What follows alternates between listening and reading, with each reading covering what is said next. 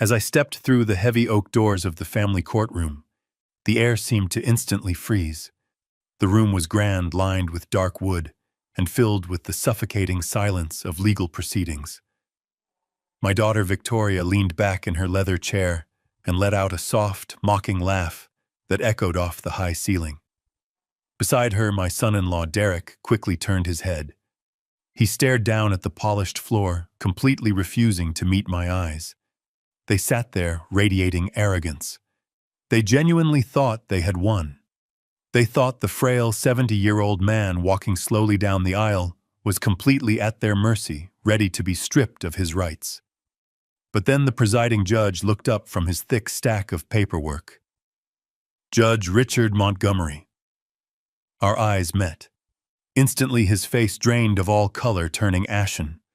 The heavy wooden pen slipped from his fingers and clattered loudly against the mahogany desk. His hands were visibly trembling as he whispered into the dead, silent room. My God. Is that really him? Every single eye in the courtroom shifted toward me. The arrogant smirk on Victoria's face vanished. Derek finally looked up, his brow furrowing in deep confusion. In that exact moment, the ugly truth hit my daughter like a physical blow. No one in her entitled, greedy little world knew who I truly was. Until today. If you are watching this, I want you to take a deep breath, because the story of how my own flesh and blood tried to legally erase me from existence might just shake your faith in family entirely. Please hit the like button and subscribe to the channel and leave a comment telling me where you are watching from. It gives this 70-year-old man a lot of comfort to know someone out there is listening to my truth. Now let me take you back to how this nightmare actually began. It started exactly 3 weeks before that dramatic courtroom showdown. I was living a quiet, isolated, and peaceful life on my 50-acre farm just outside of Lexington, Kentucky. After my beautiful wife Patty passed away from breast cancer a few years ago, the farm became my only sanctuary. We had purchased this sprawling land together decades ago, making a solemn promise to leave it untouched. It was our safe haven, a beautiful green escape away from the endless noise and greed of the city. I spent my lonely mornings tending to my loyal golden retriever, Buster, planting tomatoes and fixing up old rusty tractors in the barn. I truly thought I had paid my dues to society. I thought I had earned my peace. But peace is a very fragile thing when your own family starts looking at you not as a grieving father, but as a walking, breathing bank account waiting to be emptied. It was a crisp Tuesday afternoon when the loud crunch of gravel in my driveway broke the silence of the farm. Victoria and Derek arrived completely unannounced in their sleek, brand-new black SUV. They did not come with groceries or warm hugs. They marched up the wooden porch steps with the cold, calculated efficiency of ruthless debt collectors. Before I could even ask how their drive was or offer them a cup of warm coffee, Victoria reached into her designer handbag and tossed a thick, heavy stack of papers right onto my kitchen table. The envelopes were torn open, the documents stamped with aggressive red ink. Past due notices, final warnings from the electric company, the local water board, and the county property tax office.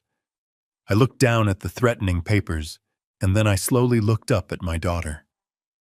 Victoria stepped forward and placed her hand on my shoulder. She used a sickly sweet, incredibly patronizing tone that immediately made my stomach turn into knots. "Dad? You forgot to pay the electricity again," she said, sighing dramatically, as if I were a burden she was graciously carrying. "The water bill is 2 months late now. Your memory is really slipping, is it not? We are getting so worried about you living out here all alone in the middle of nowhere. You could hurt yourself. We just want to help you manage things before you get the power shut off and freeze in the dark." Derek chimed in, leaning casually against the kitchen doorframe, with a smug, arrogant smirk plastered across his face. "Yeah, Harrison," he said, not even bothering to call me Dad. "It is a whole lot for an old guy to keep track of these days. Maybe it is time we step in and officially handle your finances. You know, take the heavy burden off your aging shoulders so you can just relax." I stared down at the overdue bills resting on my table. I did not argue with them. I did not yell or act defensive. Instead, I simply let my hands shake just a little bit. I played the exact part of the confused, helpless, deteriorating old man they desperately wanted me to be. I rubbed my temples, let out a shaky sigh, and muttered a quiet, embarrassed apology. But inside my head, a massive, deafening alarm bell was ringing. You see, Victoria and Derek knew me as a loving father and a retired, boring government employee who liked to garden. What they conveniently ignored, or simply never bothered to understand, was what I actually did for the federal government. For 35 years, I was a senior forensic auditor for the Department of Justice. I spent my entire career hunting down hidden offshore accounts, unspooling massive webs of corporate fraud, and testifying against the most dangerous financial criminals in the country. I have an eidetic memory for numbers. I can still recall the exact routing digits of shell companies from mafia cases I worked 2 entire decades ago. Looking at those bills, I knew with absolute terrifying certainty that they were already paid. I had written the checks myself on the 4th day of the month. I remembered the exact amounts down to the penny. $74.20 for the water, $112.15 for the electricity. The bills sitting on my table were real documents, but they were duplicates. They had likely intercepted them from my mailbox before my physical checks were processed, or simply printed them out from an online portal they had secretly gained access to. My own daughter was looking me right in the eyes and lying straight to my face. She was trying to establish a false narrative. She was intentionally planting the psychological seeds of dementia, actively building a fake paper trail to document my supposed mental incompetence. Why was she doing this? I did not know the full answer yet. But as a man who spent his entire adult life dismantling complex criminal conspiracies, I knew a setup when I saw one. I nodded slowly, thanking them for their deep concern, watching out of the corner of my eye as they exchanged a victorious, secret glance. They thought they were playing me. They thought I was easy prey. But the retired prosecutor inside me had just woken up, and the hunt had officially begun. The days following their unexpected visit took on a strange, unsettling rhythm. If you live alone, you know exactly where everything in your house belongs. You develop muscle memory for your own life. My glasses always sat on the console. My newspaper was always stacked beside my coffee mug. Suddenly, the geography of my home shifted. It started with the mail. I was expecting my tax assessment, a document I filed away meticulously. It simply never arrived. Or rather, it arrived and vanished from the counter. 2 days later, my car keys disappeared. I searched the entire house. I found them buried at the bottom of the laundry hamper, a place I had no reason to put them. I stared at those keys resting against dirty shirts. Any normal person might have panicked. They might wonder if their mind was failing. But I did not panic. I felt the cold logic of my career clicking into gear. Someone had been inside my house. Victoria still had the spare key I gave her for emergencies. She was using it to deliberately unravel my reality. The depth of their cruelty became apparent on a Thursday afternoon. I went outside to tend to Patty's rose bushes. It was a ritual that kept her memory alive. I reached for her garden trowel. It was always kept on the second shelf of the shed. It was gone. I tore the shed apart. I scoured the garden beds. The trowel was missing. That evening, Victoria and Derek dropped by claiming they were checking on me. When I mentioned the missing trowel, Victoria gasped in theatrical concern. "Oh, Dad," she said, her voice dripping with fake sympathy. "You probably left it in the yard. You know how easily distracted you get these days." Derek shook his head, letting out an exaggerated sigh. He walked over to the window. "Harrison, buddy," he muttered, keeping his back to me. "This is getting serious. First the bills, then your keys, and now things of sentimental value. You are becoming a danger to yourself. What if you leave the stove on next time? What if you wander off and forget your way back?" I looked at the two of them standing in my living room, coordinating a psychological assault against me. The urge to practically shout that I knew exactly what they were doing burned in my chest. But a good investigator never reveals his hand until the trap is fully closed, so I gave them the tragic performance they came for. I let my tired shoulders slump. I stared down at the floor, rubbing my weathered hands together nervously. I let my voice waver just enough to sound weak and fragile. "You might be right," I whispered, looking up at Victoria with wide, highly vulnerable eyes. "I just do not know what is happening to my old head lately. Everything feels so hazy and foggy." Victoria stepped forward and wrapped her arms tightly around me. It was a hollow, lifeless embrace. "Do not worry, Dad," she cooed gently, patting my back as if I were a highly frightened toddler. "We are going to take excellent care of you. We are going to make sure you are totally safe." When they finally left, the house felt extremely heavy with the lingering residue of their lies. I walked slowly into the kitchen to pour myself a cold glass of water, and that is when I saw it. Resting perfectly in the center of the kitchen island, right where I could not possibly miss it, was a glossy, thick brochure. I picked it up. The cover featured a group of smiling, silver-haired elders playing chess on a bright, sunlit patio. Oak Creek Luxury Assisted Living. I opened the crisp pages. It detailed 24-hour medical surveillance, secure memory care units, and full comprehensive lifestyle management. Victoria had not left it there by accidental mistake. It was a carefully calculated seed she was eagerly planting in my supposedly decaying mind. She wanted me to look at this shiny brochure and feel a sense of relief. She wanted me to simply surrender to the false idea that I was broken and desperately needed a gilded cage. I stood all alone in the dim light of my kitchen, holding the glossy paper as all the disparate puzzle pieces violently snapped together. The deliberately misplaced keys, the stolen mail, the fake unpaid bills, the stolen trowel, and now this highly specific assisted living brochure. It was not just a basic greedy grab for my retirement bank accounts. They were meticulously building a highly documented, observable history of severe mental decline. They were purposely setting the strict legal stage for a permanent conservatorship. Victoria was planning to go before a judge and officially declare her elderly father legally incompetent. If she won, she would instantly gain absolute unrestricted control over my finances, my personal medical decisions, and most importantly, my 50 acres of prime real estate. She would easily have the absolute power to lock me away in a secure memory care ward and effortlessly sell off the sacred land Patty and I had promised to strictly protect forever. I tossed the brochure onto the granite counter. I did not feel weak or frail. I did not feel lost or confused. My analytical mind was considerably sharper than it had been in several long years.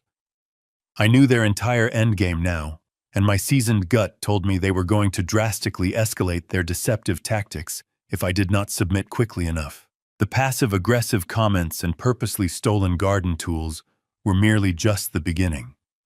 They were ultimately going to forcefully force my hand. And I actively decided right then and there, standing completely still in the quiet of my home, that I was going to gladly let them try. I would play the highly helpless victim, carefully dragging them deeper and deeper into their own trap until they crossed the final line. The morning air carried the scent of pine and damp earth, a comfort that usually brought me peace. Buster, my golden retriever, bounded down the wooden steps with his usual enthusiasm. He was the last living piece of my life with Patty. His bright eyes and wagging tail were my anchor. I watched him sniff around the old oak tree, content in our isolation. I turned my back for a moment to pour a fresh cup of coffee. The silence of the farm was profound, until it was suddenly shattered by a sound that made my blood run cold. It was a harsh, agonizing, hacking noise coming from the front yard. I dropped my ceramic mug, watching it shatter across the floor, and sprinted out the door. Buster was swaying unsteadily near the edge of the driveway. His golden coat was matted with sweat. Before I could reach him, his hind legs gave out completely. He collapsed onto the hard gravel, his body convulsing as he began to vomit violently. A thick foam gathered around his muzzle, and his breathing became a series of ragged gasps. I dropped to my knees, ignoring the sharp stones, and pulled his heavy head into my lap. I smoothed his ears, whispering his name, trying to soothe the panic radiating from his eyes. As I frantically reached for my phone to call the clinic, the sound of tires crunching on gravel echoed down the driveway. Victoria and Derek were pulling up in their black vehicle. Their arrival was entirely too convenient. It was a Tuesday morning, a time they normally dedicated to their busy schedules in the city. Yet here they were, stepping out with expressions that lacked any genuine surprise. Derek walked over with a deliberate pace, crossing his arms over his chest as he looked down at my suffering companion. He did not kneel to help. He did not ask what was wrong. Instead, he let out a heavy sigh of fake frustration, shaking his head slowly. "See, Dad," he said, his voice dripping with condescension. "This is exactly what we have been warning you about. You are so confused lately that you probably fed the dog your own blood pressure medication." I stared up at him, my hands trembling as I held Buster close. I knew my medication was locked away safely in the bathroom cabinet. Buster had no access to it. But Derek continued his calculated assault, his eyes completely devoid of empathy. "You cannot even take care of an animal anymore, Harrison. You are mixing up your pills, losing your belongings, and now this poor creature is paying the price for your cognitive decline. It is honestly sad to watch." Victoria stepped forward, positioning herself beside her husband. She looked down at me with a practiced expression of sorrowful concern. Her voice was soft, but her words were sharp and commanding. "Dad, we cannot let this continue," she murmured, keeping a safe distance from the mess on the ground. "We have tried to be patient. We have tried to give you space. But you are clearly slipping away from us. This situation with Buster is a massive wake-up call. What if you leave the gas on next? What if you take the wrong medication yourself? We need to step in before someone gets killed." She reached into her leather bag and pulled out a thick manila envelope. "I have spoken to our legal team," she continued smoothly, as if discussing the weather rather than stripping away my human rights. "They have drafted the paperwork for a medical and financial power of attorney. It is temporary, just until we can get you settled into a safe facility where professionals can monitor your daily needs. You need to sign these documents today. We cannot leave you alone." I looked down at Buster, whining softly in pain, and then back up at the two people standing over me. The sheer audacity of their plan was staggering. They had deliberately harmed an innocent animal just to force a narrative of my incompetence. The rage brewing inside my chest was a living, breathing entity, but I forced it down into the darkest corners of my mind. I let a single tear roll down my weathered cheek. I allowed my lower lip to quiver. I nodded slowly, looking absolutely defeated and entirely broken.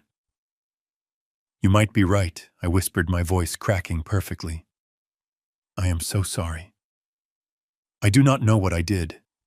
I will look at the papers. Just please let me take care of my boy first. Let me save my dog." Victoria smiled, a terrifyingly satisfied smirk that she quickly tried to hide. "We will leave the documents on the kitchen counter, Dad," she said softly. "We will come back tonight to pick them up. Do not worry at all. We have everything under control." I stayed on the gravel, holding Buster, crying as they walked back to their vehicle. I listened to the heavy doors slam shut and the engine roar to life. I did not move a single muscle until the sound of their tires faded down the country road, leaving me alone in the profound silence of the farm. The second they were gone, the tears stopped. My trembling hands became rock steady. I gently wiped the foam from Buster's mouth. The frail, broken old man they had just spoken to evaporated into thin air, replaced by the forensic investigator who had dismantled criminal empires. My eyes went entirely dead and cold. I did not waste another single second. I scooped my lethargic dog into my arms, standing up with a strength that would have shocked my daughter. They thought they had backed me into a corner. They thought poisoning my dog would break my spirit and force me to hand over the keys to my entire life. But they had made a fatal miscalculation. They had crossed a line that could never be uncrossed, and I was going to make them deeply regret this wicked game. I laid Buster across the back seat of my old truck, covering him with a woolen blanket. I drove fast, bypassing the local veterinarian in town. Victoria had likely called them already, planting her story about a senile father who accidentally poisoned his pet. I could not risk trusting anyone close by. Instead, I drove 45 minutes across the county line to see Dr. Henry Wallace. Henry was an old friend, a no-nonsense country vet who had treated Patty's rescue horses years ago. He was discreet, thorough, and entirely untethered from the gossip of my local community. When I pulled up to his small clinic, I carried Buster inside, my jaw clenched so tight my teeth ached. Henry took one look at the dog's pale gums and labored breathing and immediately called his technicians. They rushed Buster into the back treatment room, hooking him up to intravenous fluids and drawing multiple vials of blood. I paced the small, sterile waiting area.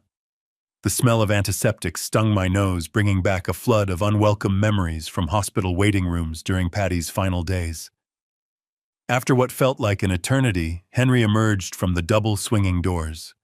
He pulled off his surgical gloves, his expression grim and heavily lined with concern. "He is stable for now, Harrison," Henry said, his voice dropping to a serious, hushed tone. "But we caught it just in time. His kidney function was dropping rapidly." I leaned against the counter, releasing a heavy breath. I told him I needed to know exactly what caused it.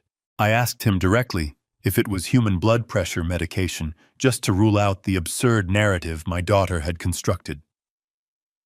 Henry frowned, shaking his head firmly. "No," he stated unequivocally. "It was absolutely not blood pressure medication. The initial blood panel showed a massive spike in specific enzymes that are unmistakable. This was ethylene glycol poisoning. It was antifreeze Harrison. And given his size and the progression of the symptoms, it was not a massive dose. It was a small, calculated amount, just enough to make him violently ill, but perhaps not enough to kill him instantly." The words hung in the quiet air of the clinic. Antifreeze. A small, calculated amount. It was an incredibly sweet-tasting poison that any dog would gladly lap up if it were mixed into their morning food bowl. I thanked Henry, paid the emergency bill in cash, and asked him to keep Buster for overnight observation. I told him I needed a full certified toxicology report printed on his official clinic letterhead. Henry nodded, sensing the dark gravity of the situation without asking unnecessary questions. I walked out of the clinic and sat behind the steering wheel of my truck. I did not start the engine immediately. I just sat there gripping the leather steering wheel until my knuckles turned completely white. I stared out through the dusty windshield, but I did not see the quiet country road. I saw the faces of the men I used to hunt. During my time at the Department of Justice, I tracked down financial operators for major international cartels. These were ruthless men who built vast empires on blood and coercion. I remembered a specific case from 1998. A cartel enforcer wanted to intimidate a stubborn bank manager into laundering money. He did not send a threatening letter. He did not make a phone call. He poisoned the manager's champion racehorse, leaving it to suffer slowly in the stable. It was a precise, calculated act of psychological terror. It was designed to break the victim's spirit, to create a profound sense of helplessness, and to vividly demonstrate that their safe boundaries had been entirely breached. Now, 25 years later, I was looking at the exact same predatory playbook. But this time, it was not a cartel hitman employing these psychological terror tactics. It was my own daughter. It was the little girl I had taught to ride a bicycle. It was the child Patty had sung to sleep every single night. Victoria and Derek were so utterly desperate to seize control of my assets that they were entirely willing to torture an innocent, loving animal. They wanted to manufacture a crisis to publicly prove I was a danger to myself and others. They were actively constructing a flawless legal case against my sanity, and they did not care who had to suffer to complete their narrative. A profound shift occurred within me. The deep, agonizing sorrow of a betrayed father completely evaporated. It was instantly replaced by the cold, calculating detachment of a seasoned federal prosecutor preparing for a massive trial. I realized then that I was no longer dealing with a misguided family dispute. I was dealing with hostile, malicious adversaries who operated without any moral boundaries. They had falsely assumed that my age equated to weakness. They firmly believed that my silence was a clear sign of mental decay. They had eagerly stepped into the ring, expecting to easily knock out a confused, defenseless old man. I turned the ignition key, the engine roaring to life with a deep rumble. I pulled out of the clinic parking lot, my mind racing with operational strategies. The game of playing the confused victim was officially over. It was time to transition from passive observation to active, aggressive defense. I needed to map out their entire network. I needed to uncover exactly what was driving their sudden, vicious desperation. People do not usually resort to such extreme high-risk measures unless they are facing a catastrophic threat themselves. I needed to find their vulnerability. The retired prosecutor was fully awake now. The meticulous, relentless investigator had returned. I drove back toward the farm, mentally preparing for the war ahead. The hunt had officially begun. The journey back to my empty house was a fast, calculating blur of tactical planning. The winding country roads offered me ample time to strategize my next immediate moves. I knew that the moment I stepped through my front door, I would be entering a deeply compromised environment.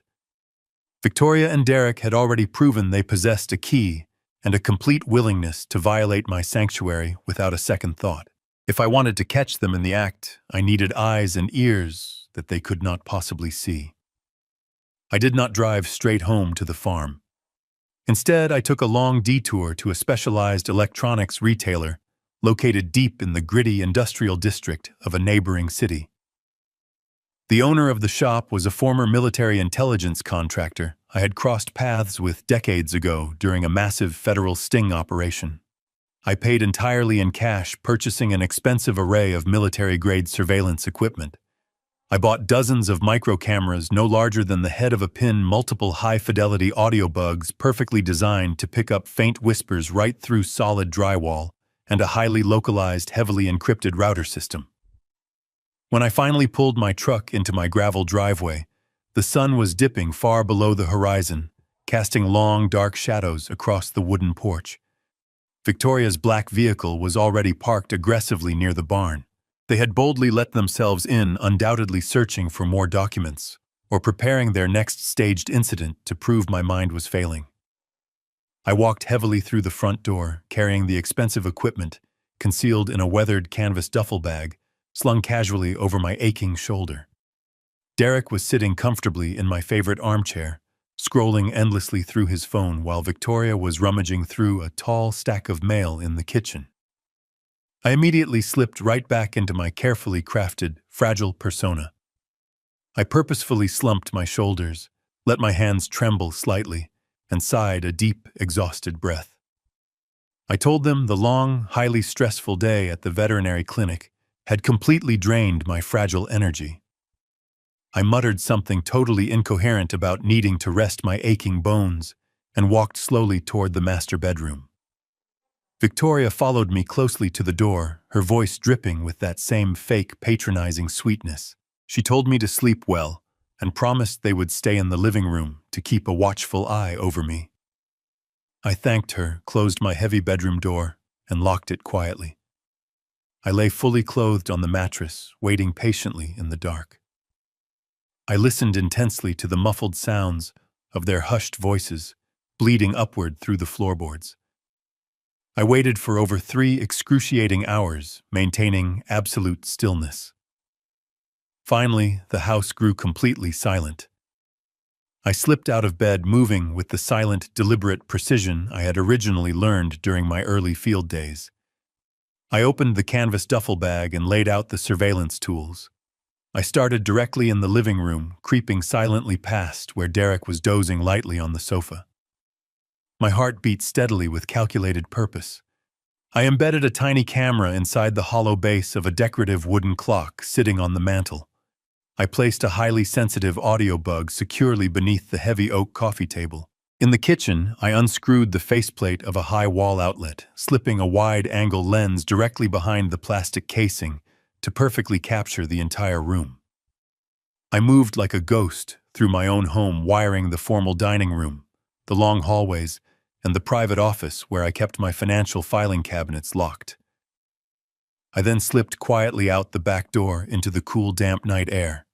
I wired the dark interior of the barn, hiding a camera high up in the wooden rafters, angled perfectly downward to capture absolutely everything below.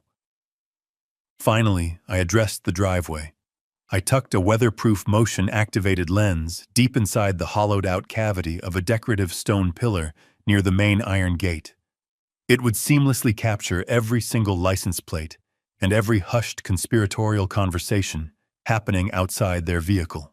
Back in the ultimate safety of my locked bedroom, I fired up my laptop to immediately complete the final, most crucial phase of my operation.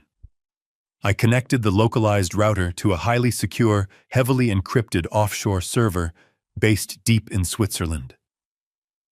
Every single frame of high-definition video and every crystal-clear audio file would be automatically uploaded to a digital vault that absolutely no one in the United States could ever access or legally subpoena without my direct personal authorization.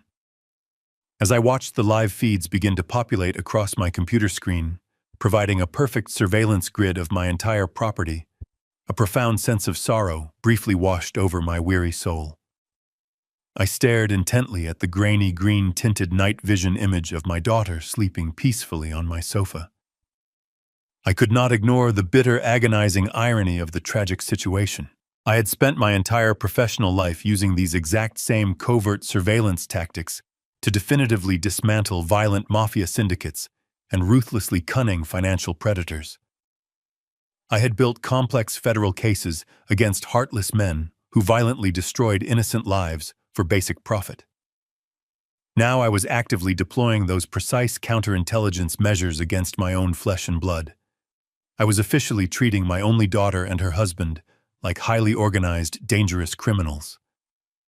But as I watched Derek stir in his sleep, vividly remembering the vile, sweet-tasting poison he had casually fed my innocent, trusting dog, my brief sorrow hardened back into solid, impenetrable ice. They were no longer family. They were hostile predators operating freely inside my perimeter, and I was going to meticulously document every single breath they took. I sat in the darkness, illuminated only by the faint glow of the monitors, absolutely ready for whatever lies they planned to spin the moment the sun came up. The sun came up, casting a pale, cold light across the frost-covered grass of my farm. I was already awake, sitting in the kitchen with a cup of black coffee waiting for the performance to begin. At precisely 10 in the morning, Victoria walked through the front door leading a man I had never seen before. He wore a crisp white coat over a wrinkled blue dress shirt. He carried a sleek leather briefcase, but I immediately noticed his shoes. They were cheap, scuffed at the toes, and completely out of place for a highly paid medical specialist. Victoria introduced him as Dr. Miller, a top-tier neurologist from a private clinic in the city. She used that same patronizing, overly gentle tone, explaining that he was just here for a simple, friendly chat to check on my memory. I knew better.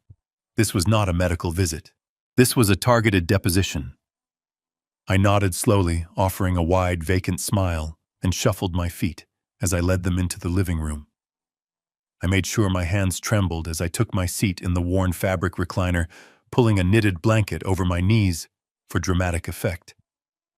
Dr. Miller sat across from me, clicking his expensive pen. He began with the standard basic orientation questions. He asked me what day of the week it was the current month and who the current president of the United States was. I paused, letting a long, agonizing silence stretch across the room. I stared blankly at the floral pattern on the rug, furrowing my brow as if I were desperately searching through a thick, heavy fog. Finally, I gave him the wrong month and named a president from 2 decades ago.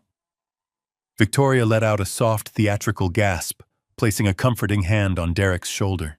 Derek simply shook his head, looking down at his phone, as if my supposed mental decay was a terrible inconvenience to his busy schedule.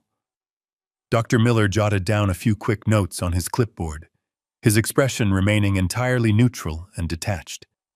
He did not look at me with the genuine compassion of a healer. He looked at me like a highly lucrative business transaction that was going perfectly according to plan. Next came the standard cognitive evaluations. The doctor leaned forward and slowly recited 3 simple words for me to remember: apple, table, penny.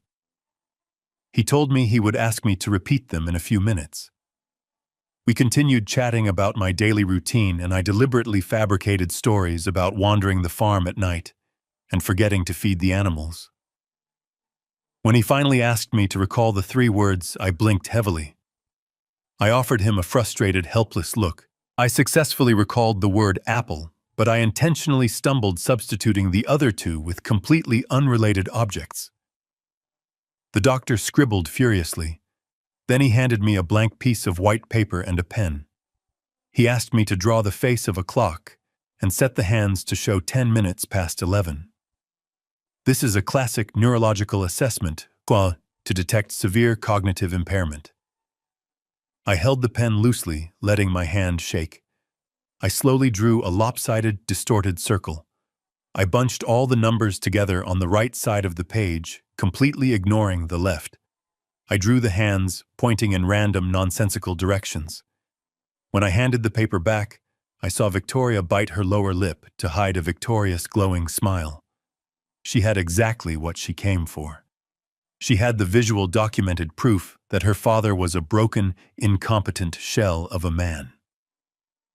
Dr. Miller packed away his notes, snapping his leather briefcase shut. He stood up and spoke in hushed, serious tones with my daughter near the front hallway. He assured her that the evaluation was completely conclusive. He promised he would quickly expedite the necessary medical certificates to their legal team by the end of the week. Victoria thanked him profusely, playing the part of the grieving, deeply concerned daughter to absolute perfection. Derek opened the front door, offering to walk the good doctor out to his vehicle. I remained in my recliner, staring out the front window, with a perfectly blank, vacant expression, watching them disappear down the wooden porch steps. I sat completely motionless until the house was entirely empty and the heavy silence returned. Then I stood up, folding the knitted blanket neatly. My trembling hands became completely still. The thick fog of dementia instantly vanished from my sharp eyes. I waited patiently for nightfall before I retreated into the privacy of my locked office. I turned on my laptop and accessed the encrypted offshore server. I pulled up the high-definition video feed from the driveway camera I had hidden inside the decorative stone pillar the previous night. I rewound the digital footage to the exact moment Derek and the doctor walked out to the expensive luxury vehicle. The dark video image was absolutely crystal clear. I watched as Derek casually leaned against the driver's side door, checking over his shoulder to ensure nobody was watching. He reached deep inside his tailored jacket pocket and pulled out a thick, heavy manila envelope. He handed it directly to Dr. Miller. The doctor quickly opened the flap, revealing tight, thick stacks of hundreds. He thumbed through the cash, offered a brief, satisfied nod, and tossed the envelope onto the passenger seat of his car. The medical certificate of incompetence had just been bought and paid for in cold cash. My own family had effectively purchased my complete legal demise right in my very own driveway. I paused the video, staring at the frozen image of Derek handing over the bribe. They thought they had secured a flawless victory, but they had merely handed me the exact weapon I needed to destroy their operation. The silent war between us had finally arrived, and I was now completely prepared for it.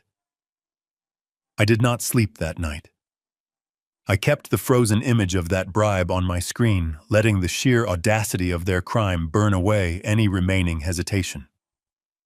Long before the sun breached the horizon, I was already moving. I dressed in dark, unassuming clothing, slipped out the back door, and climbed into my old truck. I left my smartphone resting on the kitchen counter. Victoria had undoubtedly installed tracking software on it, under the guise of an emergency family locator. Let her believe I was resting peacefully in my bed. I drove 40 miles away from my farm, crossing into a neighboring county, where the rolling green pastures gave way to decaying strip malls and faded asphalt. I found a dimly lit convenience store attached to a rusting gas station. I walked inside, moving past the tired cashier, and paid cash for a cheap, prepaid cellular phone and several activation cards. It was a burner. Untraceable, disposable, and entirely invisible to the digital net she thought she had wrapped around me. I walked back out to my truck, the cold morning air biting at my face, and sat behind the steering wheel. I methodically activated the device, listening to the automated prompts, feeling the familiar heavy weight of my old life settling back onto my shoulders. I was no longer a retired widower waiting for the end of his days. I was operating in the shadows again, building a case from the ground up, and I needed an operative who understood exactly how to navigate the dark, treacherous waters of financial espionage. I dialed a number I had committed to memory over a decade ago. It belonged to Benjamin Carter. Years before my retirement, Benjamin was a fresh, idealistic rookie at the Department of Justice. I was the senior forensic auditor who took him under my wing. I taught him how to read between the lines of a sanitized ledger, how to crack shell companies, and how to track illicit funds through endless offshore labyrinths. But the heavy bureaucracy of the federal government eventually wore him down. Benjamin left the agency to open his own private intelligence firm. He became a ruthless, highly effective private investigator who specialized in corporate warfare and operated comfortably within the deepest gray areas of the law. He had access to tools, databases, and unsavory contacts that the government simply could not legally touch. He owed me his career, and more importantly, he possessed the exact lack of moral boundaries required for the mission that I was about to assign him. The phone rang 3 times before the line clicked open. There was a brief silence on the other end, just the sound of a man waiting for the caller to speak first. I did not bother introducing myself. I simply said his name. Harrison Benjamin, said his voice, instantly recognizing the gravelly tone of his old mentor. It has been a very long time. I thought you were spending your golden years growing tomatoes and avoiding the rest of society. I did not have the time or the patience for nostalgic pleasantries. The safety of my life and the sanctity of my property were actively under siege. Listen to me very carefully, Ben, I said, my voice sharp, stripping away any warmth. I am not calling to catch up. I need you to initiate a comprehensive Level 4 background sweep. And I need it done entirely off the books. No digital footprint, no official inquiries, and absolutely no paper trail. The line grew entirely silent. A Level 4 sweep was our old agency code for a deep, illegal level dive. It meant breaching secure financial firewalls, accessing restricted banking nodes, and pulling private communications without a legal warrant. It was a felony just to ask for it. You know, I do not take those kinds of risks for just anyone, Harrison Benjamin replied, his tone shifting into professional caution. Who are we looking at? Derek Sterling, I answered flatly. He is the CEO of Sterling Development Group. He also happens to be my son-in-law. I heard the soft scratching of a pen through the speaker. Your own son-in-law, Benjamin echoed, dark curiosity creeping into his voice. What exactly did he do to warrant you coming out of retirement to destroy him? He just purchased a fraudulent medical diagnosis of severe cognitive impairment to force me into a locked conservatorship, I stated coldly. He and my daughter are currently trying to strip away my human rights and seize my entire estate. And people do not orchestrate elaborate, highly illegal medical frauds just for the sheer thrill of it. They do not risk serious prison time unless there is a massive looming threat hanging over their own heads.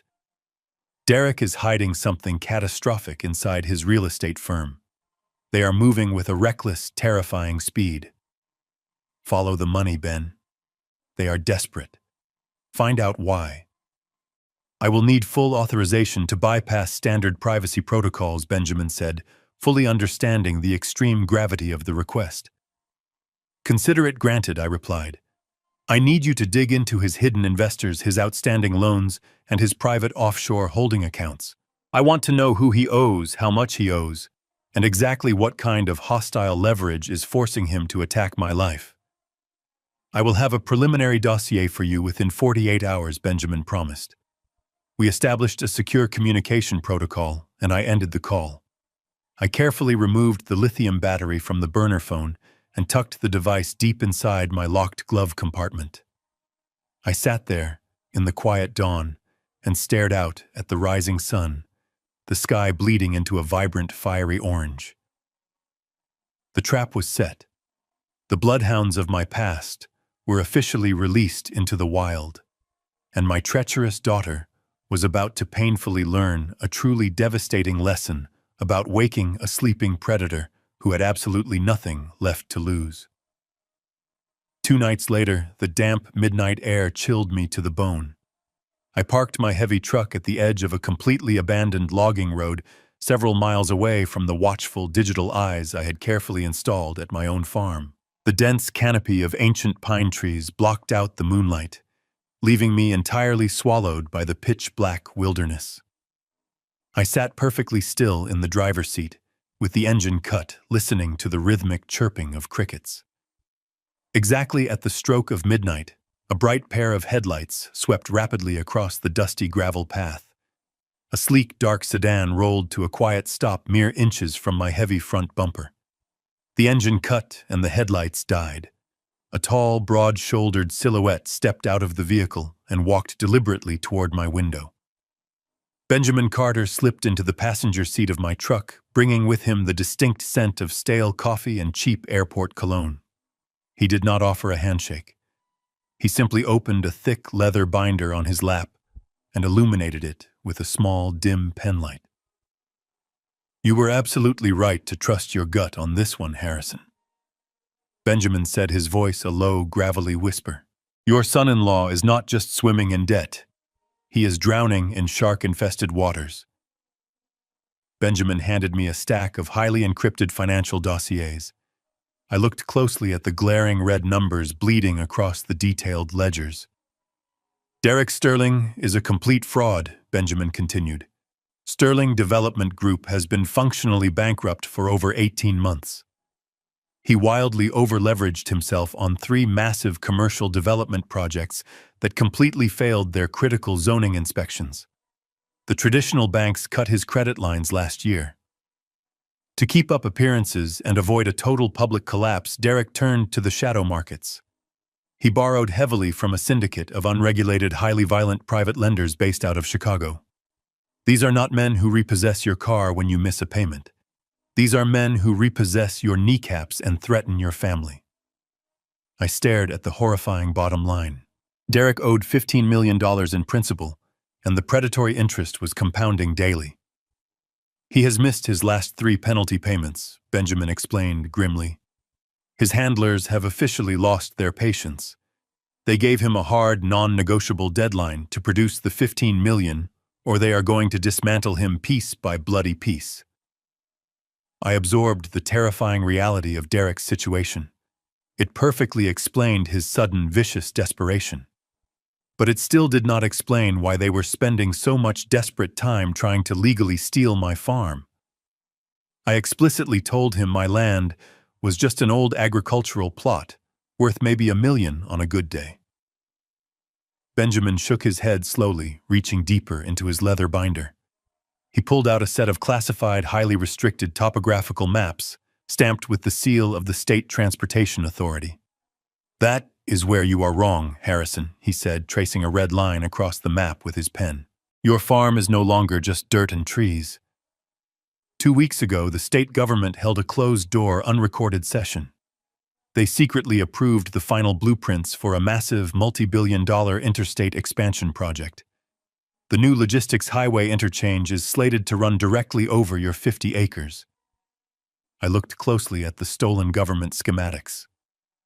My beautiful sanctuary, the sacred land Patty and I had promised to protect forever, was the exact epicenter of a massive commercial bottleneck. Because the state is desperate to break ground before the next election cycle, they are exercising eminent domain with extreme prejudice, Benjamin explained, tapping the final page of the dossier. They have secretly allocated over $30 million to forcibly buy out your specific parcel of land. Your son-in-law caught wind of this classified approval through a corrupt contact at the zoning board. I leaned back against the headrest, letting the sheer horrifying magnitude of the betrayal wash over me. The puzzle was finally complete. The fake overdue bills, the stolen memories, the poisoned dog, and the fraudulent neurologist. It was never about my small savings. It was about controlling the $30 million payout. If Victoria successfully declared me legally incompetent and secured a strict conservatorship, she would instantly gain the absolute legal authority to sign the eminent domain paperwork on my behalf. She would force the sale of my sacred home, collect the $30 million from the state government, pay off her husband's violent mob debts, and easily pocket the rest. She is willingly trading your freedom, your sanity, and your legacy just to save her pathetic husband from the consequences of his own greed, Benjamin said softly, closing the heavy binder. She is selling you out to the mob, Harrison. I sat in the suffocating darkness of the truck cab, staring blankly at the dim penlight. My own daughter. She knew how much this land meant to her mother. She knew I wanted to die peacefully on this farm. Yet she was actively planning to lock me inside a sterile, heavily medicated memory care ward while bulldozers tore down Patty's rose garden. A cold, absolute void opened up inside my chest, swallowing the last remaining fragments of paternal love I held for Victoria. The biological tie between us severed completely in that silent truck. I quietly thanked Benjamin, promptly paying him his exorbitant fee in untraceable cash. I told him to remain on high standby. As he stepped out into the dark woods and vanished into the night, I felt a dangerous, predatory calm settle deep into my bones.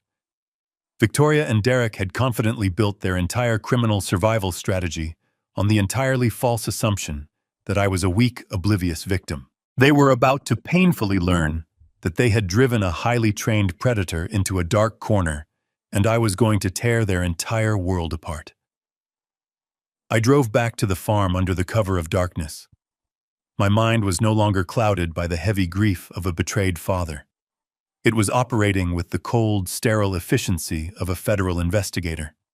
When I walked through my front door, the profound silence of the house felt entirely different. It was no longer a lonely sanctuary. It was an active crime scene. I bypassed the master bedroom and walked directly into my locked private office. I closed the heavy oak door and drew the thick velvet curtains tightly shut. I turned on my secondary, heavily encrypted laptop. It was finally time to hunt. 6 months ago, shortly after my mild bout with the winter flu, Victoria had firmly insisted on setting up an overarching financial portal for all my accounts. She claimed she just wanted to happily help her aging father manage his tedious monthly bills. She had sat right in this very chair, typing away, smiling warmly, as she consolidated my entire life savings into a single, easily accessible digital dashboard. She had deliberately changed my primary banking passwords, effectively locking me out of my own financial infrastructure, under the clever guise of loving, daughterly protection. She genuinely thought she had effectively blinded me. What she completely failed to realize was that you cannot ever lock a master locksmith out of his own house. I did not attempt to formally reset the passwords. Doing so would immediately send an automated security alert directly to her phone, instantly tipping her off that the confused old man was actually awake and highly active. Instead, I quietly deployed a sophisticated tracking protocol I had successfully used 100 times during my lengthy tenure at the Department of Justice. I skillfully bypassed the standard login nodes and directly accessed the raw data packets actively communicating with the local internet router she had previously installed in my living room. I wove my way through her incredibly rudimentary security firewalls with absolute ease. Within 45 minutes, I had successfully established a silent, invisible digital backdoor directly into the entire financial network she was currently managing from her luxury city penthouse. The antique grandfather clock in the long hallway chimed 2 in the morning. I drank a fresh cup of bitter black coffee, keeping my tired eyes firmly locked onto the glowing computer monitor. Rows of complex financial data rapidly cascaded across the bright screen. I systematically began to pull the highly guarded transactional ledgers, meticulously following the microscopic digital breadcrumbs she had so carelessly left behind. Victoria was certainly a smart, educated woman, but she was absolutely not a hardened professional criminal. She clearly lacked the deeply paranoid, obsessive discipline required to truly hide highly illicit money. She had foolishly left gaping digital holes in the hidden metadata. I immediately started noticing severe, glaring anomalies in the recent banking routing transfers. Small, seemingly insignificant amounts of money were quietly bleeding out of my primary retirement accounts on a weekly basis. But they were definitely not paying for my local electricity or my county water bills. They were being secretly funneled into a highly convoluted, massive maze of phantom limited liability companies. I aggressively traced the state registration numbers of these obscure corporate entities. They were completely faceless shell companies officially registered in distinct states with notoriously lax corporate transparency laws. Places like Nevada, Delaware, and Wyoming. I dug much deeper, my stiff fingers flying rapidly across the illuminated keyboard.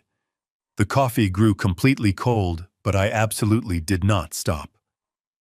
I relentlessly followed the complicated money trail from the domestic shell companies straight into the very murky depths of international offshore banking. I quickly found large wire transfers routed directly through secretive banking nodes in the Cayman Islands and the Republic of Cyprus. These protected accounts were rapidly moving hundreds of thousands of dollars in rapid, highly staggered succession. This was classic textbook financial layering. It was the exact, highly specific operational blueprint heavily used for laundering dirty money for violent cartels.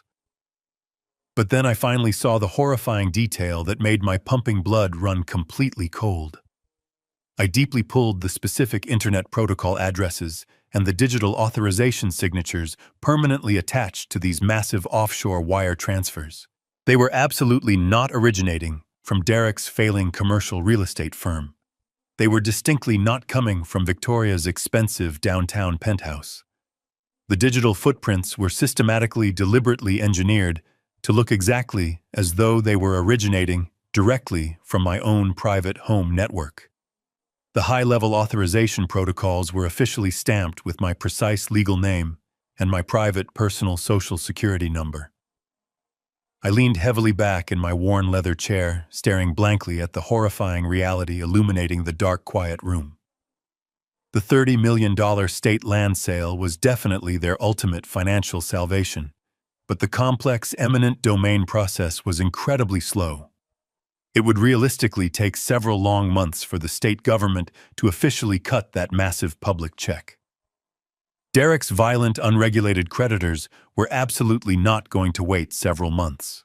They desperately needed substantial monetary payments right now, today. Victoria and Derek were not just waiting patiently for the strict conservatorship to forcibly sell my beloved farm. They were actively utilizing my pristine identity, my incredibly clean criminal record, and my unblemished financial history to heavily launder the dangerous mob's money and successfully stall for precious time. If federal authorities or banking regulators detected this massive laundering operation, they would trace the illicit funds right back to this very desk. They would see a senile, incompetent old man who was moving millions of dollars for a violent criminal syndicate. I would be the perfect fall guy. I would die in a federal prison hospital completely disgraced and stripped of my legacy. I saved the ledgers, downloading every single byte of damning evidence onto a secure, encrypted flash drive. The sun was beginning to rise. My daughter had weaponized my identity to shield herself from monsters. My daughter had weaponized my identity to shield herself from monsters. But as the morning sun continued to rise, casting long beams of light across my wooden desk, I knew the digital breadcrumbs did not stop at international borders. The offshore accounts were merely the disposal mechanism. To move millions of dollars of illicit syndicate cash into the legitimate American banking system, Derek and Victoria needed a domestic washing machine. They needed a highly credible, completely unassailable front organization to receive the dirty funds before funneling them overseas. I rubbed my tired eyes and dove back into the encrypted server. I isolated the primary domestic routing numbers associated with the largest incoming deposits. The money was flowing through a designated tax-exempt nonprofit entity. I bypassed the state registry paywall and pulled the official incorporation documents. The digital file rendered slowly on my screen. I stared at the bold black text printed across the top of the federal form.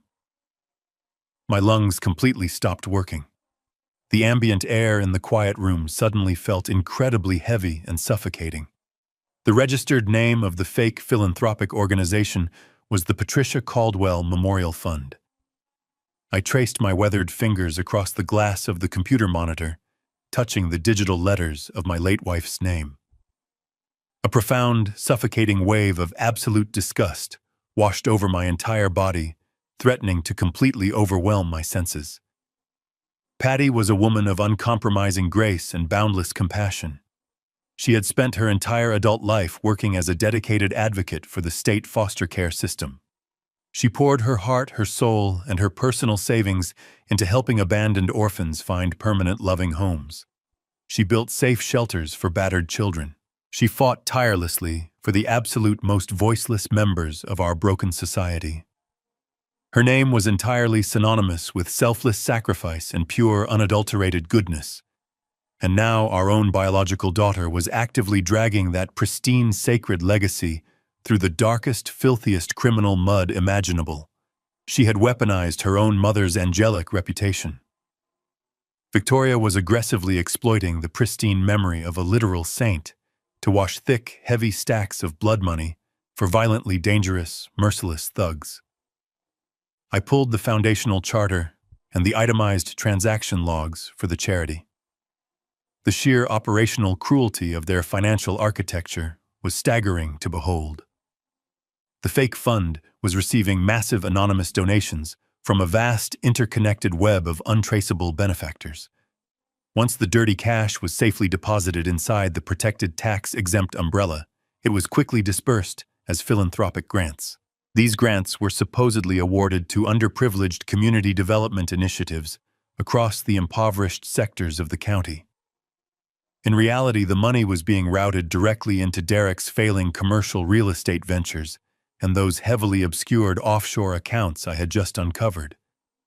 They were effectively utilizing the untouchable moral veneer of a dead woman's charity to rapidly clean millions of dollars in illicit mob revenue without triggering a single automated banking alert. And the most horrifying detail was printed at the very bottom of the primary registration form.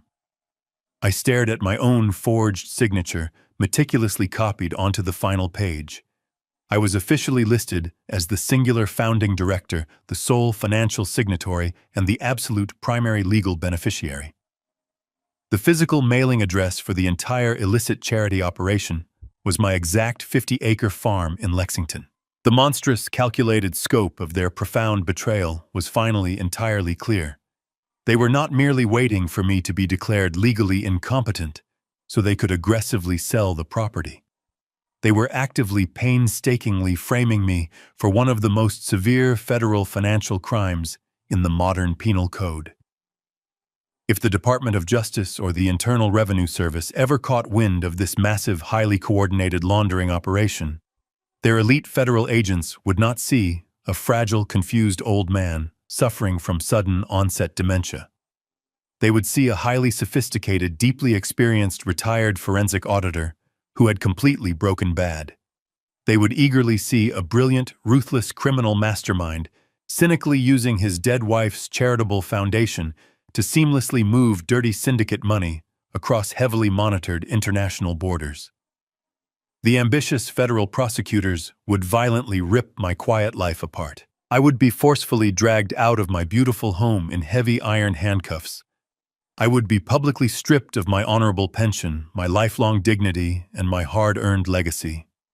They would absolutely tear apart everything I had proudly built over my 35-year career in government service. I would spend the final incredibly fragile years of my life locked securely inside a cold, unforgiving federal penitentiary universally remembered by the general public as a disgraced, utterly hypocritical monster. Victoria and Derek had carefully, maliciously constructed the perfect, impenetrable scapegoat to bear the absolute ultimate weight of their unforgivable, deadly sins. They fully intended to let me rot away and die in a damp concrete cell while they quietly collected the massive $30 million eminent domain payout from the state government and walked away completely unscathed from the violent Chicago mob. I slowly closed the digital charity documents and safely transferred the highly encrypted evidence files onto my incredibly secure, untraceable external hard drive. The slight paternal sorrow I had felt just a few short hours earlier completely vanished into thin air, leaving nothing but a vast, icy emptiness behind in my battered soul. There was absolutely no room left for any hesitation or any shred of mercy in my heart. They had brazenly crossed the ultimate, completely unforgivable threshold by violently violating Patty's sacred, beautiful memory. They had taken the only pure thing left in my entire existence and actively poisoned it with their boundless, sickening greed. I stood up from the heavy oak desk, my posture perfectly straight, my resolve suddenly hardened into unbreakable, solid steel. I was no longer just fighting to protect my own physical freedom or the peaceful land I cherished. I was going to completely and utterly annihilate them. If Victoria and Derek were perfectly willing to frame me for a massive federal crime, what else were they truly capable of? I stood by my desk, the silence of the farm pressing in on me. The wooden floorboards creaked under my weight, a familiar sound that now felt entirely hollow. A chilling thought crept into my mind, spreading like ice through my veins. They had systematically isolated me from my friends and my former colleagues. They had seized complete control of my finances, manipulating my hard-earned wealth into a hidden criminal empire. They had orchestrated a fraudulent neurological exam to legally bind my mind and officially document me as a completely incompetent burden to society. But there was one final, deeply vulnerable aspect of my life that I had blindly handed over to my daughter during a moment of profound weakness. My personal health care and all the deeply sensitive decisions it entailed. 6 months ago, when I suffered that severe bout of the winter flu, Victoria had insisted on managing my electronic medical records. She claimed she wanted to quickly schedule my telehealth appointments and ensure my daily prescriptions were refilled on time without any stressful delays. I had given her my primary login credentials, genuinely believing I was simply easing the burden of modern digital bureaucracy. Now that innocent assumption felt like a fatal error. If she currently held the absolute keys to my physical autonomy, there was absolutely no telling what she had already set in motion behind my back. I sat back down in my worn leather chair, slowly cracking my stiff knuckles and preparing for a digital war. I quickly opened a fresh encrypted browser window and navigated directly to the regional healthcare provider's primary patient portal. When I attempted to log in using my original email address, a red error message immediately flashed across the bright screen. My password had been permanently altered, and the primary two-factor authentication phone number had been seamlessly swapped to Victoria's personal cell phone. She had successfully and completely locked me out of my own private biological data. I took a slow, deep breath, reining in the simmering anger that was steadily building in my chest. I was a senior forensic auditor. I had spent decades bypassing heavily fortified corporate firewalls and extracting hidden digital ledgers from some of the most secure private servers in the country. A standard civilian healthcare portal was absolutely not going to stop me from uncovering the truth. I quickly launched a specialized diagnostic program from my encrypted flash drive. I masked my local internet protocol address and sent a complex sequence of phantom access requests directly to the hospital server. This calculated maneuver effectively tricked the automated security system into blindly recognizing my computer as an authorized administrative terminal operating within their network. It took me less than 12 minutes to quietly bypass Victoria's crude digital locks and slip silently into my own comprehensive medical profile without triggering a single security alert on her end. The bright screen instantly loaded with a stark, crisp clinical efficiency. My photograph, my date of birth, and my basic medical history appeared in a neat, orderly grid. I navigated quickly through the standard medical menus, completely ignoring the routine blood panels, the basic cholesterol charts, and the mundane seasonal checkup notes. I was actively hunting for any unauthorized recent administrative changes. I clicked into the Detailed Account History tab, my eyes rapidly scanning the dense logs of recent digital activity. Over the past 3 weeks alone, Victoria had logged into this system no less than 14 times. She had certainly not been scheduling routine appointments or casually checking my daily vital signs. She had been aggressively downloading my entire historical medical chart, meticulously compiling every single minor ailment, every forgotten prescription, and every casually documented complaint of fatigue I had ever made to my primary care physician. She was systematically harvesting my personal health data to heavily reinforce the deeply fraudulent narrative of my rapid physical and cognitive decline. She was deliberately building a flawless, unassailable medical portfolio to present directly to the judge at the upcoming conservatorship hearing. She wanted to prove beyond any reasonable doubt that I was a failing old man who desperately needed to be institutionalized for his own safety. But as I scrolled further down the screen, my aging heart began to pound with a slow, heavy rhythm. Below the standard diagnostic charts and the routine prescription refill requests, there was a separate, highly secure digital folder designated exclusively for administrative legal uploads. I cautiously moved my computer cursor directly over the small folder icon. A cold bead of sweat slowly rolled down the back of my neck, tracing the line of my spine. I finally clicked the button, and the screen instantly refreshed, revealing a short list of recently submitted digital documents. There were the expected entirely fraudulent power of attorney forms she had aggressively shoved in my face just yesterday morning, already uploaded and currently pending official clinical review by the hospital administration. But there was another document successfully submitted just 48 hours ago, long before the tragic, agonizing incident with my dog. It was a scanned, multi-page digital file. I stared intensely at the stark black text of the document title, my breath catching painfully in my throat. It was boldly labeled in capital letters as advanced directives. My hands began to tremble, not with the fake frailty of a broken old man, but with a deeply primal, entirely terrifying dread that chilled me to my absolute core. An advanced directive was not a simple financial document used to manage bank accounts or real estate assets. It was a binding medical order that strictly dictated the exact legal terms of my physical survival in the event of a catastrophic health crisis.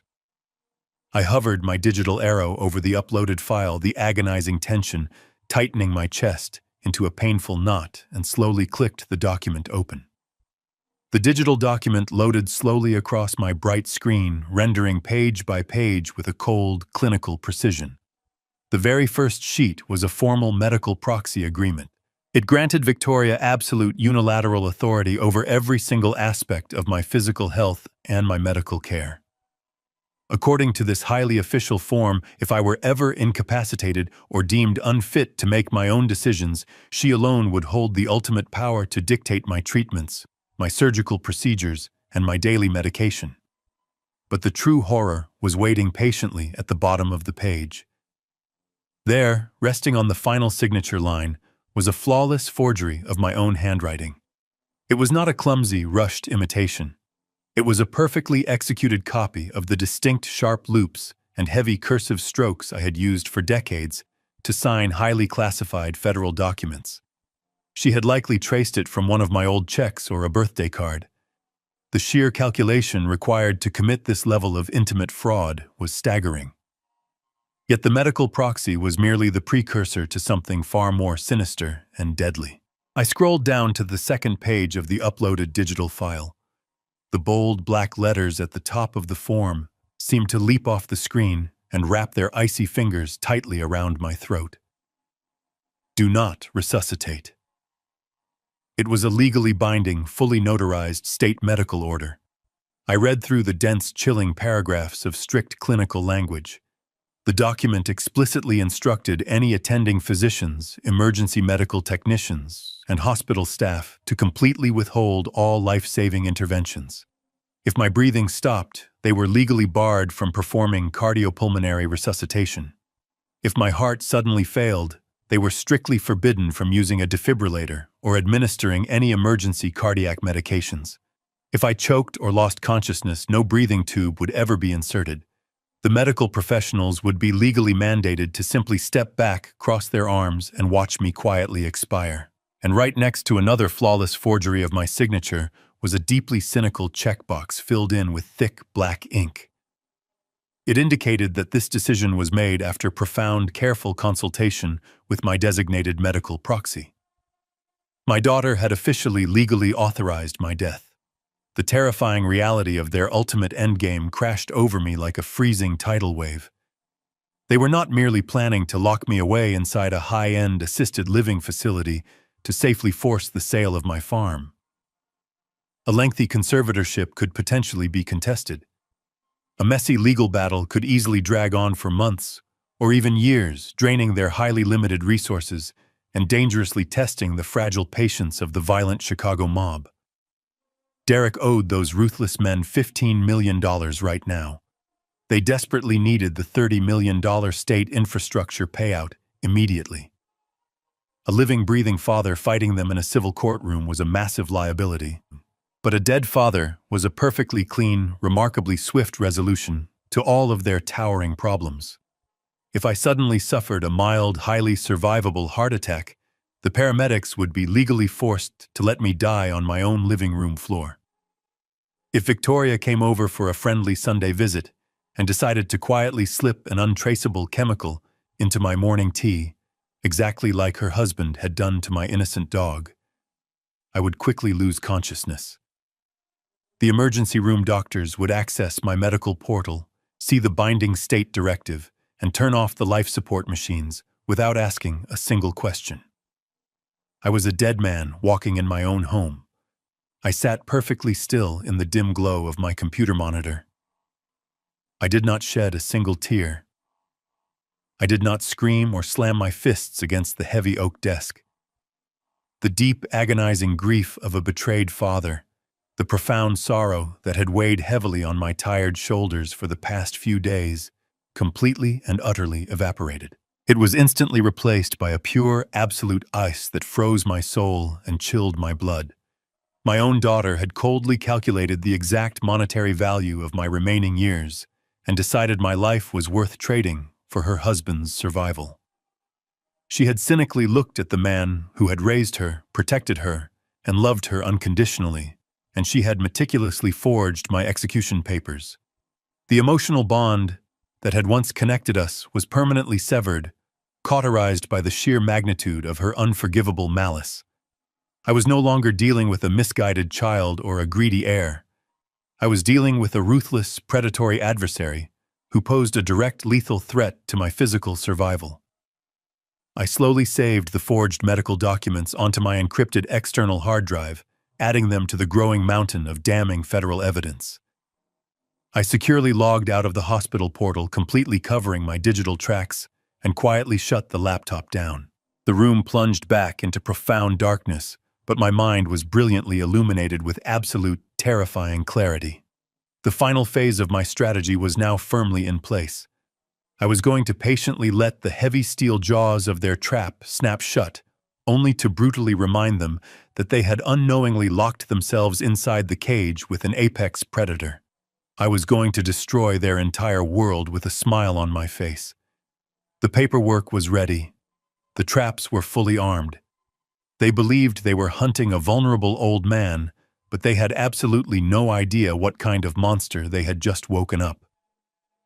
My daughter wanted me dead, but I was going to make sure she spent the rest of her pathetic life trapped behind cold iron bars. The battle lines were drawn. The evidence was secured. The absolute time for vengeance had officially arrived right now. Tomorrow, they would come to pack my bags, and I would gladly let them. I would play my final performance flawlessly, preparing to unleash hell upon them. The morning sun cast a pale, watery light across the weathered floorboards of my living room. I sat in my armchair, wrapped in a thick woolen cardigan that Patty had knitted for me over a decade ago. I stared blankly at the cold fireplace, practicing the hollow, vacant expression I would need for the performance ahead.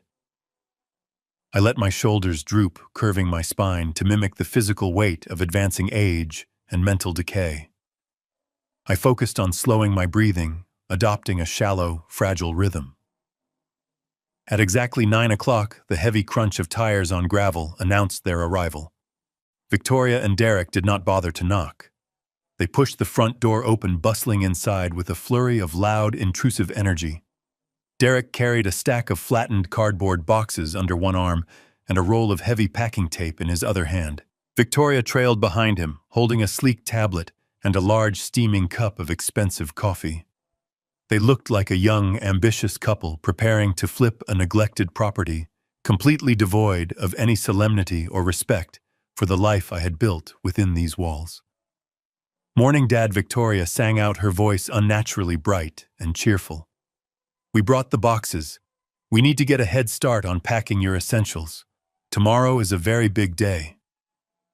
She did not ask how I was feeling. She did not ask if I had slept. She simply marched into the kitchen and began opening cabinets, the sharp clatter of dishes echoing through the quiet house. I slowly pushed myself up from the armchair, deliberately leaning heavily on my wooden cane. I shuffled my feet across the rug, taking small, hesitant steps toward the kitchen. "What are we packing for?" I asked, letting my voice crack slightly, painting a picture of profound confusion. Victoria sighed, a short, performative exhalation designed to convey immense patience. "We talked about this, Dad," she said, not even turning around to look at me. "The hearing is tomorrow morning. We already have a beautiful room secured for you at Oak Creek. It has a lovely view of the gardens. You are going to be so much safer there. We just need to pack your clothes, your toiletries, and maybe a few small photographs. They do not allow a lot of personal furniture." Derek dropped the cardboard boxes onto the dining table with a loud, dismissive thud. He began ripping off long strips of packing tape, the harsh tearing sound grating against my nerves. "Yeah, Harrison," he muttered finally, looking at me with a smirk that made my skin crawl. "Time to downsize. You do not need all this junk anyway. It is just collecting dust." He picked up a framed photograph of Patty from the side table, glanced at it for a fleeting second, and casually tossed it into an empty box. The glass cracked against the cardboard bottom. He did not apologize. He did not even flinch. It was a deliberate act of profound disrespect, a blatant display of dominance over a man he firmly believed was entirely broken and powerless. I stared at the cracked frame, the agonizing urge to cross the room and wrap my hands around his throat, flaring violently in my chest. But I ruthlessly suppressed it. I forced my eyes to widen in fabricated distress. I reached out a trembling hand toward the box. "My picture," I mumbled, playing the pathetic victim flawlessly. "Please be careful with Patty." Derek rolled his eyes and turned away, completely ignoring my plea. He walked toward my private office, the room where I had uncovered the massive depths of their federal crimes just hours before. "Let us start in here," he announced to Victoria. "There is a ton of old paperwork we need to shred before the real estate agents come through next week to stage the house." He reached for the heavy oak door. My heart hammered a steady warning rhythm. I knew my encrypted hard drive and the hidden surveillance router were securely locked away in a hidden compartment behind a false bookshelf, but watching him invade that space tested every ounce of my disciplined restraint. I shuffled quickly behind him, trying to sound desperately anxious. "Do not touch my papers," I protested weakly. "Those are important. They are my files." Derek paused in the doorway, turning his head to look down at me. His smug smirk widened into a sneer of absolute contempt. He leaned in close, his voice dropping to a harsh, mocking whisper. "They are garbage, old man," he sneered. "Just like this whole rotting house. You do not need files anymore. You need a nurse to remind you to put your pants on. Go sit down and let the adults handle this." The sheer staggering arrogance of his words echoed in the hallway. He truly believed I was an empty shell, a mindless obstacle he could simply brush aside with a casual insult. He believed he was the apex predator in this room. He had absolutely no idea that he was currently standing on a highly sensitive landmine, and I was holding the remote detonator. I lowered my head, letting my chin rest against my chest. I nodded slowly, as if thoroughly defeated by his cruel dominance. I turned around and shuffled slowly back toward the living room, feeling his dismissive gaze burning into my back. As I retreated, I heard him laugh softly, a dry, arrogant chuckle shared with Victoria. "He thinks he still works for the government," Derek muttered loudly enough for me to hear. "It is honestly pathetic." Victoria shushed him, but she was laughing too. I sank back into my armchair, pulling the woolen cardigan tighter around my shoulders.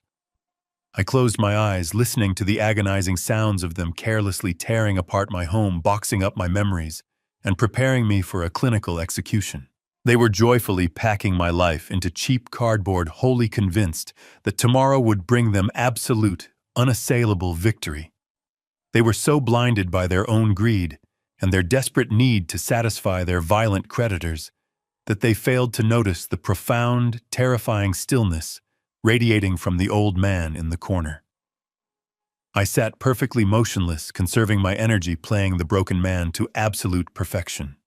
Tomorrow they would eagerly walk into a courtroom expecting a swift, simple surrender. Tomorrow I would gladly show them exactly what a lifetime of federal prosecution truly looked like. The final act was ready to begin. By late afternoon, the house was a barren landscape of sealed cardboard boxes and bare shelves. I emerged from the living room, my gait slow and shuffling, and found Victoria and Derek washing their hands at the kitchen sink. I leaned heavily against the wooden doorframe, letting a deep, sorrowful sigh escape my lips. I asked them if we could share one last family dinner right here at the farm, just the three of us, before my hearing tomorrow. I told them I wanted to remember the good times before moving into the assisted living facility. They exchanged an annoyed glance, but Victoria quickly smoothed her features into a mask of pity. She agreed, likely thinking that humoring a defeated old man would make her look like the perfect, caring daughter. I retreated to my bathroom to wash up. Behind the locked door, I unbuttoned my heavy cardigan and carefully taped a high-fidelity military-grade audio transmitter flat against my sternum. I secured the tiny microphone just beneath the collar of my undershirt. It was fully charged and actively broadcasting to my secure offshore server. Every single breath, every whisper, and every arrogant confession was about to be immortalized in pristine digital audio. I cooked 2 thick ribeye steaks for them, burning my own slightly to play into the false narrative that I was losing my basic motor skills. We sat around the heavy oak dining table. This was the very same table where Patty and I had celebrated Victoria's high school graduation, where we had carved turkeys on Thanksgiving, and where we had built a lifetime of genuine family memories. Now it felt exactly like a hostile interrogation room. Derek cut into his meat with aggressive sawing motions, washing it down with a glass of my most expensive vintage red wine. He did not even bother to ask if I wanted a pour.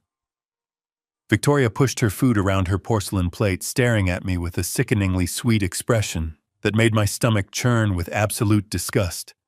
Dad, Victoria began, her voice quivering with perfectly orchestrated emotion. She reached across the polished table and placed her soft hand directly over my calloused one. "I want you to know how incredibly hard this is for us." Her eyes welled up with large theatrical tears that rolled delicately down her powdered cheeks. "This is breaking my heart, Dad, but it is because I love you so much. We are only doing this because we want you to be safe. You have to believe that we are acting in your absolute best interest." I looked down at her manicured hand resting on mine. I did not pull away. I let my own hand tremble slightly, playing the grateful, confused father to utter perfection. "I know, sweetheart," I whispered, keeping my tone fragile and incredibly soft. "I know you are just trying to help your old man." My mind, however, was a steel trap. The hidden audio bug resting securely on my chest was actively capturing every single syllable of her disgusting, manipulative performance. I took a slow bite of my overcooked steak, chewing deliberately, before looking back up at Derek. "I just worry about the costs," I said, letting a note of profound anxiety creep into my shaking voice. "That facility you showed me in the brochure looked so impossibly expensive. How am I going to pay for it? I cannot even remember where my checkbook is anymore." Derek let out a short, arrogant bark of a laugh. He leaned back in his heavy wooden chair, swirling the dark red wine in his crystal glass. "You do not need to worry about a checkbook, Harrison," he said dismissively. "Victoria and I have already taken full control of your primary accounts. We consolidated your entire retirement portfolio a few months ago, remember?" Victoria nodded eagerly, tightening her cold grip on my hand. "Yes, Dad," she added smoothly. "We have all your passwords and routing numbers secured on our private network. We are managing all your digital transfers and corporate holdings. You do not have to lift a single finger. We have complete access to everything you own, so the facility is completely covered." I let out a heavy sigh of relief, as if a massive burden had been lifted from my frail shoulders. "Thank goodness," I muttered. I was so terrified I would accidentally send my savings to the wrong place. "I am glad you are running the accounts now." I took a sip of water, letting the heavy silence stretch for a moment before casually dropping the next piece of dangerous bait. "But what about my health?" I asked, my eyes darting nervously between the two of them. "My chest has been feeling a little tight lately. If my heart gives out, or if I end up in the hospital, who is going to tell the doctors what to do? I cannot remember the names of my pills." Victoria offered a reassuring maternal smile, her trap snapping shut exactly as I had planned. "Do not stress yourself, Dad. I am your official medical proxy now. I submitted the advanced directives to the regional hospital portal myself just 2 days ago. I am the only one legally authorized to make your medical decisions, even in an absolute emergency. The doctors have to listen to me. Whatever happens, your treatment is entirely in my hands." Derek grinned around a mouthful of steak, adding his own nail to their coffin. "You are totally covered, old man. We hold all the legal cards. You just sit back and let us steer the ship." I smiled back at the two of them. The rest of the long dinner passed. They eagerly finished the wine and left the dishes soaking in the sink, rushing out the front door, with promises to pick me up early the next morning for the courthouse. I reached quietly beneath my collar and carefully deactivated the audio transmitter. The digital recording was absolutely and entirely flawless. The digital recording was flawless. I sat alone in the silence of my dining room for a long time after they left. The smell of roasted meat and spilled wine hung in the air. I did not clear the dirty plates or wipe the stained wood. I simply remained in my chair, staring into the darkness that had enveloped my home. The grandfather clock down the hallway ticked with a relentless rhythm, counting away the final, fragile hours of my old life. When the deep chimes struck 2 in the morning, headlights cut through the dense canopy of trees lining the dirt road of my property. The vehicle coasted into the rear driveway with its engine cut. Moments later, 3 sharp knocks tapped against the glass of my back door. I stood up, feeling the stiffness in my aged joints, and walked slowly through the pitch-black kitchen. I turned the deadbolt and pulled the door open, letting the freezing night air rush inside. Benjamin Carter stepped over the threshold like a shadow. He was dressed entirely in dark charcoal, his face drawn and exceptionally grim. In his right hand he carried a massive, heavy black leather briefcase. It looked like a weapon of mass destruction encased in polished hide. He walked straight into the dining room, ignoring the scattered remnants of my family dinner, and set the heavy briefcase directly onto the center of the oak table. He did not say a word as he popped the twin brass latches. The sharp metallic clicks echoed like a firing squad loading their rifles. Benjamin flipped the heavy leather lid open, revealing the absolute culmination of my invisible war. Inside the meticulously organized compartments were over 500 pages of pristine, irrefutable court-admissible evidence. It was a perfectly constructed, lethal legal arsenal gathered and verified by one of the most ruthless investigators in the country. I reached out and gently touched the top of the crisp white stacks. The physical weight of the documents represented the complete and utter annihilation of my daughter and her husband. Benjamin began to unpack the contents, laying them out across the wood like a tactical map. First was a thick, sealed envelope bearing the official crest of Dr. Henry Wallace. It contained the certified, legally sworn toxicology report, explicitly detailing the calculated dose of deadly antifreeze that Derek had maliciously fed to my loyal dog. Beside it, Benjamin placed a series of high-resolution color-printed still frames extracted directly from my hidden driveway camera. They perfectly captured the exact, undeniable moment Derek handed a thick, bulging envelope of illicit cash to the disgraced fraudulent neurologist. The license plate, the faces, the exchange of currency, everything was captured with terrifying clarity. Next came the financial records. Benjamin hauled out a thick binder filled with legally subpoenaed wire transfer logs. These documents meticulously mapped the dark, convoluted journey of $15 million of violent mob money. They definitively proved the illicit funds flowing directly through the deeply offensive fake charity bearing my late wife's sacred name, completely bypassing my forged signature and landing securely in offshore accounts managed by Derek. Finally, Benjamin placed a stark white federal subpoena right in the center of the table. He had leveraged his deepest contacts within the Department of Justice to ensure federal marshals were fully briefed and actively waiting on standby for the moment this explosive evidence was introduced into the public record. I stared down at the sprawling landscape of undeniable guilt. Every single lie, every hidden transaction, every act of cruel abuse was now reduced to cold, hard facts printed on bright white paper. There was absolutely no room for debate. There was no margin for any legal maneuvering. It was a perfect, inescapable trap. Benjamin stepped back from the table, crossing his strong arms over his broad chest. He watched me intensely, his dark eyes searching my weathered face for any sudden signs of hesitation or lingering paternal weakness. He had worked with me long enough to know the devastating toll that bringing a federal hammer down on someone truly took. He also knew that this was not a faceless corporate executive or a distant mafia boss. This was my own blood. Harrison Benjamin said, his voice dropping to a low, deeply serious whisper that commanded the quiet room. I have built a lot of catastrophic cases in my career. I have ruined a lot of powerful people. But this is different.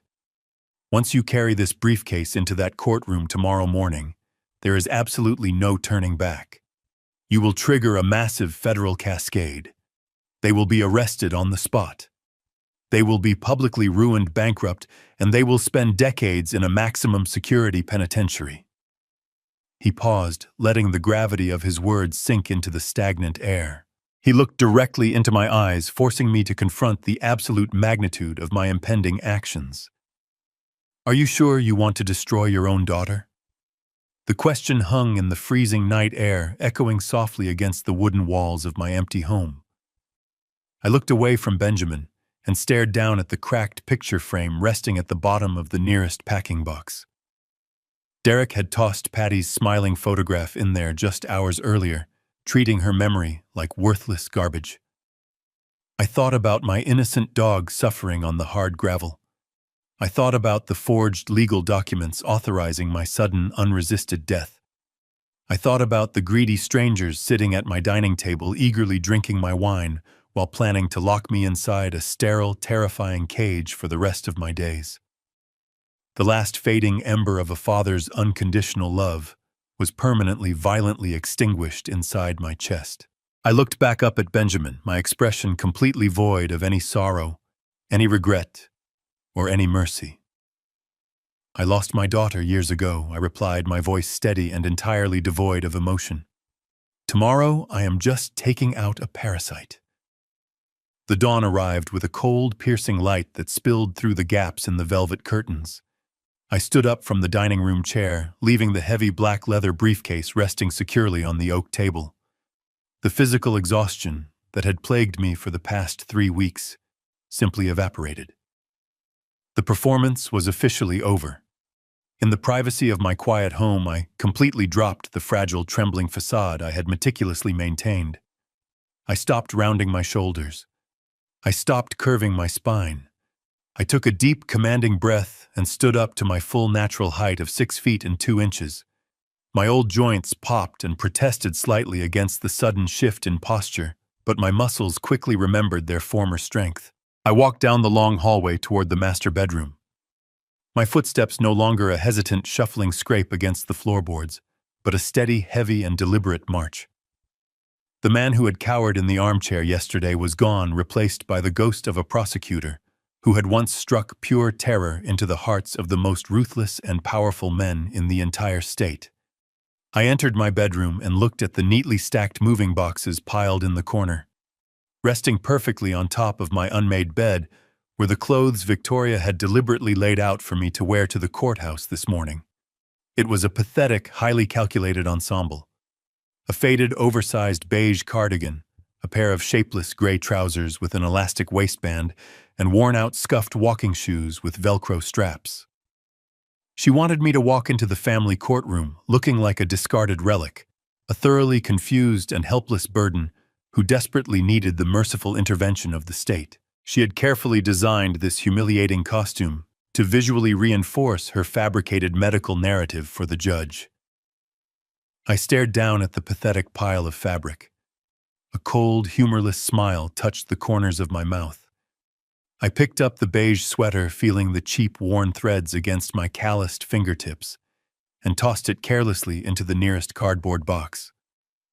I was absolutely not going into that courtroom as her helpless victim. I was going in as her executioner. I turned my back on the packed boxes and walked purposefully toward the deep cedar closet at the far end of the room. I reached past the casual flannel shirts, the denim jackets, and the heavy winter coats I had worn during my quiet retirement years. Deep in the very back, hidden behind a row of forgotten garments, hung a thick, black canvas garment bag. I pulled it out into the morning light, feeling the familiar, comforting weight of the fabric. I unzipped the heavy brass closure, the sharp sound slicing through the quiet room. Inside, protected from the dust and the passage of time, hung my armor. It was a bespoke, razor-sharp, charcoal gray suit, tailored from the finest Italian wool. This was not just a piece of clothing. It was a tangible, potent symbol of absolute authority. This was the exact suit I had worn when I stood before federal juries and methodically dismantled the largest, most violent organized crime syndicates in the country. It was the suit I wore when I looked corrupt politicians and ruthless mob bosses directly in the eyes and sent them away to maximum security prisons for the rest of their natural lives. I carried the suit into the master bathroom and turned on the harsh overhead lights. I showered quickly, washing away the lingering scent of weakness and manufactured decay. I shaved with a sharp, straight razor, clearing away the scruff I had intentionally allowed to grow over the past few days. I combed my silver hair back perfectly, securing every strand in place with a disciplined, immaculate precision. Then I began the deliberate process of getting dressed. I put on a crisp, heavily starched white dress shirt, buttoning it all the way to the collar. I tied a dark crimson silk tie, pulling the knot tight against my throat. I slipped my legs into the perfectly tailored charcoal trousers, feeling the sharp, clean crease of the wool. I polished my black leather Oxford shoes until they gleamed brightly under the artificial light. Finally, I shrugged my broad shoulders into the heavy charcoal jacket. The garment fit me perfectly, instantly, transforming my entire silhouette. The broad shoulders and the tapered waist radiated a formidable, commanding presence that completely obliterated any lingering trace of a frail, dying old man. I stepped back and looked deeply into the large vanity mirror. The transformation was absolute. I did not see a retired grieving widower. I did not see a confused, helpless father waiting to be locked away in a memory care ward. I saw the relentless, unforgiving force of the federal justice system. The cold, unyielding eyes staring back at me were the eyes of a seasoned apex predator who had successfully hunted monsters for 35 years. The heavy charcoal fabric clung to my frame like dark armor forged in the fires of righteous vengeance. I looked exactly like death incarnate, perfectly dressed and patiently waiting to collect a massive overdue debt. I walked back into the dining room and picked up the heavy black leather briefcase containing the 500 pages of irrefutable catastrophic evidence. I gripped the sturdy brass handle, feeling the immense lethal power secured inside the polished hide. I stood perfectly still in the center of the silent house. Then the loud crunch of heavy tires rolling over the gravel driveway broke the morning calm. They honestly thought they had broken my spirit. They thought I was surrendering to their vile manipulation. But they were walking blindly into a devastating trap that I had meticulously laid. Victoria and Derek had arrived to collect their easy prey. I turned toward the front door, ready to face them entirely, and finally burn their corrupt and wicked world to the ground. When I opened the front door, Victoria and Derek were on the porch, their impatient expressions freezing into masks of absolute shock. Victoria expected a crumbling, defeated old man shuffling out in the pathetic, oversized cardigan she selected for my public humiliation. Instead, she found herself staring up at a towering figure draped in razor-sharp charcoal wool. For a fleeting second, a flicker of genuine uncertainty crossed her perfectly powdered face. She blinked, unable to reconcile the fierce, imposing man standing before her with the helpless victim she thought she created. Her arrogance quickly rushed back to fill the void. She let out a mocking laugh, as if my bespoke suit was a tragic attempt to cling to the past. "Oh, Dad," she sighed, her voice dripping with fake, patronizing sweetness. "You got all dressed up for your big day. How incredibly sweet." Derek did not even bother looking at me. He was busy texting on his phone, furiously coordinating details of the $30 million land sale he believed was hours away. He simply scoffed, turned his back, and marched toward their luxury vehicle. I followed them in my truck, keeping a steady distance as we navigated the winding roads toward the city center. The heavy black leather briefcase rested securely on the passenger seat beside me. The imposing limestone pillars of the county courthouse loomed ahead, casting dark shadows across the steps. As I stepped through the oak doors of the family courtroom, the air instantly froze, bringing us full circle to the moment this nightmare began. The room was grand, lined with rich dark wood, and filled with the suffocating silence of legal proceedings. I walked down the center aisle, my polished leather shoes clicking sharply against the marble floor. Victoria leaned back in her plush leather chair and let out another mocking laugh that echoed off the high ceiling. Beside her, Derek turned his head, staring down at the polished floor, refusing to meet my eyes. They sat there, radiating unearned confidence. They thought they had won the war before the first shot was fired. They thought the man taking his seat was completely at their mercy, ready to be stripped of his fundamental human rights. The heavy wooden door behind the elevated bench swung open, and the bailiff instructed the courtroom to rise. Judge Richard Montgomery strode into the room, his black robes billowing behind him. He was a man projecting an aura of strict, no-nonsense judicial authority. He took his seat, adjusted his reading glasses, and opened the thick folder resting on his mahogany desk. He picked up his wooden pen and began to read the morning docket aloud, his voice echoing through the sound system. Case number 4092, he announced, his tone routine and detached. Petition for the establishment of a permanent medical and financial conservatorship. The petitioner is Victoria Caldwell Sterling. The respondent is Harrison Caldwell. He paused, turning the page of the filing. As he spoke my name, he glanced up from his paperwork to survey the courtroom. His gaze swept past Victoria and Derek, ignoring their eager, expectant faces. Then his eyes landed squarely on me.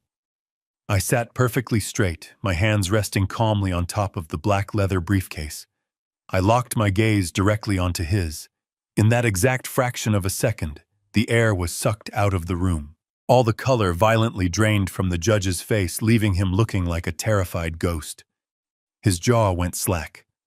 The wooden pen slipped from his trembling fingers, hitting the desk with a loud, sharp clatter that sounded like a gunshot in the dead silent room. His hands were shaking as he gripped the edge of the bench, leaning forward as if trying to comprehend an absolute impossibility. "My God," he whispered the microphone, catching the raw shock in his voice. "Is that really him?" Every single eye in the courtroom shifted instantly toward me. Victoria's arrogant smirk vanished, replaced by a sudden creeping dread. She did not understand what was happening, but Richard Montgomery understood. 25 years ago, Montgomery was not a respected judge. He was a terrified young legal intern working in the federal prosecutor's office. He had been meticulously framed by a corrupt syndicate of senior attorneys who were taking massive bribes from an organized crime family. They planted illicit cash in his bank accounts and forged his signature on compromised legal documents, setting him up to take the fall for their corruption. He was looking at 20 years in a federal prison. His career and future were completely over. Until I stepped in. I was the senior forensic auditor assigned to review the case files. I did not just glance at the summaries. I ruthlessly tore the fabricated evidence apart line by line. I tracked the digital metadata, exposed the forged signatures, and dismantled the entire corrupt conspiracy, sending the senior attorneys to prison and saving that intern's life. I taught him what true justice looked like, and I showed him the terrifying power of an uncompromising legal mind. Now looking down from his bench, Judge Montgomery was not seeing a frail dementia-riddled old man who needed to be locked away in an assisted living facility. He was staring at the legendary ghost of the Department of Justice. He knew exactly what kind of calculating apex predator was sitting quietly in his courtroom. He knew the immaculate charcoal suit I wore was not a costume, but the dark armor of a man preparing for absolute war. As he looked from my cold eyes to the smug faces of my daughter and son-in-law, a profound realization washed over the judge's terrified features. He understood that Victoria and Derek had not brought a helpless victim into his court. They had unknowingly dragged a highly explosive federal bomb directly into the center of the room, and I was sitting there holding my finger firmly on the detonator. The suffocating silence in the courtroom was finally broken by the sound of a chair scraping against the polished marble floor. Victoria's attorney stood up, straightening his expensive, custom-tailored navy blue suit. He was a slick, highly polished man in his early 40s, projecting the kind of unearned arrogance that only comes from winning easy cases against defenseless people. He approached the center podium with a confident, theatrical stride, completely oblivious to the sheer terror radiating from the judge sitting high above him. He adjusted his silk tie, cleared his throat, and launched directly into a heavily rehearsed, deeply condescending monologue. "Your Honor," the lawyer began, his voice echoing with a manufactured, sorrowful tone. "We are gathered here today to address a deeply unfortunate and profoundly tragic situation. Before you sits Harrison Caldwell, a man who once led a productive life but who is now suffering from a severe, rapid, and heartbreaking mental decline. The petitioner, his devoted daughter, has spent the last several months watching her beloved father lose his grip on reality. He wanders his rural property in a state of constant confusion. He loses his keys, misplaces his mail, and suffers from alarming memory lapses. Just a few days ago, in a terrifying display of his severe cognitive decay, he mistakenly fed his own loyal dog a lethal dose of human blood pressure medication. He is an immediate, undeniable danger to himself and to the community. We are asking this court to grant a permanent medical and financial conservatorship so his loving family can finally place him in a secure 24-hour memory care facility where he can no longer cause any harm." The lawyer paused, expecting a sympathetic nod from the bench. Instead, Judge Richard Montgomery was gripping his wooden gavel so tightly his knuckles were completely white. Beads of cold sweat had formed along the judge's hairline. He was not looking at the arrogant lawyer. His terrified, unwavering gaze was locked entirely on me. He knew with absolute certainty that every single word leaving that attorney's mouth was a catastrophic, career-ending mistake. "Counselor, that is quite enough." Judge Montgomery interrupted, his voice shaking noticeably through the courtroom microphone. The lawyer blinked, his confident smile faltering at the sharp, highly unusual reprimand. He stepped back from the podium, clearly confused by the hostile reception. Judge Montgomery swallowed hard, visibly trying to compose himself, and addressed me directly. "Mr. Caldwell." The judge said, his tone incredibly respectful, bordering on reverent. "The court notes that you do not have legal representation present today. Do you have counsel, or would you like this court to appoint a public defender on your behalf?" I placed my hands flat on the table and stood up. I did not lean on the table for support. I stood at my full imposing height, pushing my broad shoulders back, allowing the tailored charcoal suit to radiate absolute authority.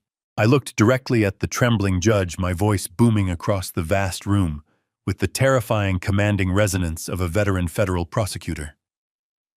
"Your Honor," I announced, every syllable dripping with icy precision, "I am representing myself today." A collective gasp rippled through the small gallery. Victoria snapped her head toward me, her eyes widening in profound confusion. The fragile, shuffling old man she had brought to the courthouse had vanished entirely. Derek finally stopped texting on his cellular phone, his jaw dropping open as he stared at me. Victoria's lawyer scoffed loudly, attempting to quickly regain control of the narrative. "Your Honor," the lawyer protested, waving his hand dismissively in my direction. "This is highly irregular and frankly absurd. The respondent is clearly suffering from severe delusions. Allowing a man in his diminished mental state to represent himself is a complete mockery of this court. Sit down and remain entirely silent. Counselor." Judge Montgomery barked, slamming his gavel down with a violent crack that made the lawyer physically jump. "You will speak only when spoken to. Mr. Caldwell, you have the floor. Please proceed." I reached down and unlocked the heavy brass latches of my black leather briefcase. The sharp metallic clicks echoed like a firing squad, readying their weapons. I opened the lid and calmly extracted a stack of thick, sealed white envelopes. I walked with slow, measured steps toward the judge's bench, handing the first envelope directly to the bailiff to pass up to the judge. I turned and handed a second copy directly to Victoria's stunned attorney. "What you are holding," I stated. My voice echoing with lethal calm, is a certified, legally sworn toxicology report from Dr. Henry Wallace, one of the most respected veterinary specialists in this state. It conclusively proves that my dog did not ingest human blood pressure medication. He was deliberately poisoned with a highly calculated near-lethal dose of ethylene glycol, commonly known as antifreeze. I turned my head slowly, locking my cold, unyielding eyes directly onto my son-in-law. Derek's face instantly lost all of its color, turning a sickly pale shade of gray. He shrank back into his leather chair, physically retreating from my gaze. Victoria's lawyer frantically scanned the certified medical document, his arrogant confidence rapidly evaporating into thin air. But I was not even close to finished. I walked back to my table and pulled a sleek, high-definition digital tablet from the depths of the black briefcase. I tapped the screen to wake the device, set the volume to maximum, and placed it directly on the petitioner's table right in front of the sweating lawyer and my trembling daughter. I pressed play. The crisp green-tinted security footage illuminated their faces. The audio was crystal clear. It showed Derek casually handing a thick manila envelope stuffed with illicit cash directly to Dr. Miller. The lawyer stared at the digital screen in sheer horror. Realizing his catastrophic exposure to a massive federal conspiracy, he turned completely pale and physically stepped far away from Victoria. He was trapped. The digital tablet looped the incriminating footage over and over again, the harsh sound of Derek's bribe echoing loudly across the stunned courtroom. Victoria stared at the screen, her mouth opening and closing soundlessly, like a fish pulled from the water. She turned desperately toward her attorney, expecting him to launch a fiery legal defense to object to the evidence or to somehow save her from the rapidly collapsing reality. But the slick lawyer simply held up his hands, shaking his head rapidly, physically distancing himself from his own clients. He knew that participating in any further deception would instantly result in his own disbarment and likely federal indictment. I did not give them a single moment to recover. I turned my back on their panic and returned to my open briefcase. The atmosphere in the room had shifted entirely from a tragic family dispute into a high-stakes federal tribunal. I pulled out a heavy 3-inch thick binder secured with a heavy black clasp. I handed it directly to the bailiff, who carried it up to the sweating judge with a renewed sense of urgency. "Your Honor," I stated, my voice slicing through the heavy silence with lethal precision. "The document before you outlines a massive, highly sophisticated money laundering operation. It meticulously details the illicit transfer of over $15 million, originating from known violent criminal syndicates operating out of Chicago." Derek choked on a sudden intake of air. He gripped the edge of his table, his eyes darting frantically toward the heavy oak doors at the back of the courtroom, calculating his chances of a desperate, panicked escape. I continued ensuring every single syllable was permanently recorded into the official court record. The petitioner, my daughter Victoria, and her husband Derek Sterling, did not merely establish these phantom shell companies and secretive offshore banking nodes. They actively funneled this illicit blood money through a tax-exempt domestic philanthropic front, a fake charity explicitly registered under my own personal mailing address, a fake charity named the Patricia Caldwell Memorial Fund. A collective, horrified gasp echoed from the small gallery. Even Victoria's cowardly lawyer looked genuinely sickened by the profound moral depravity of the crime. I turned my body slowly, locking my gaze directly onto Victoria.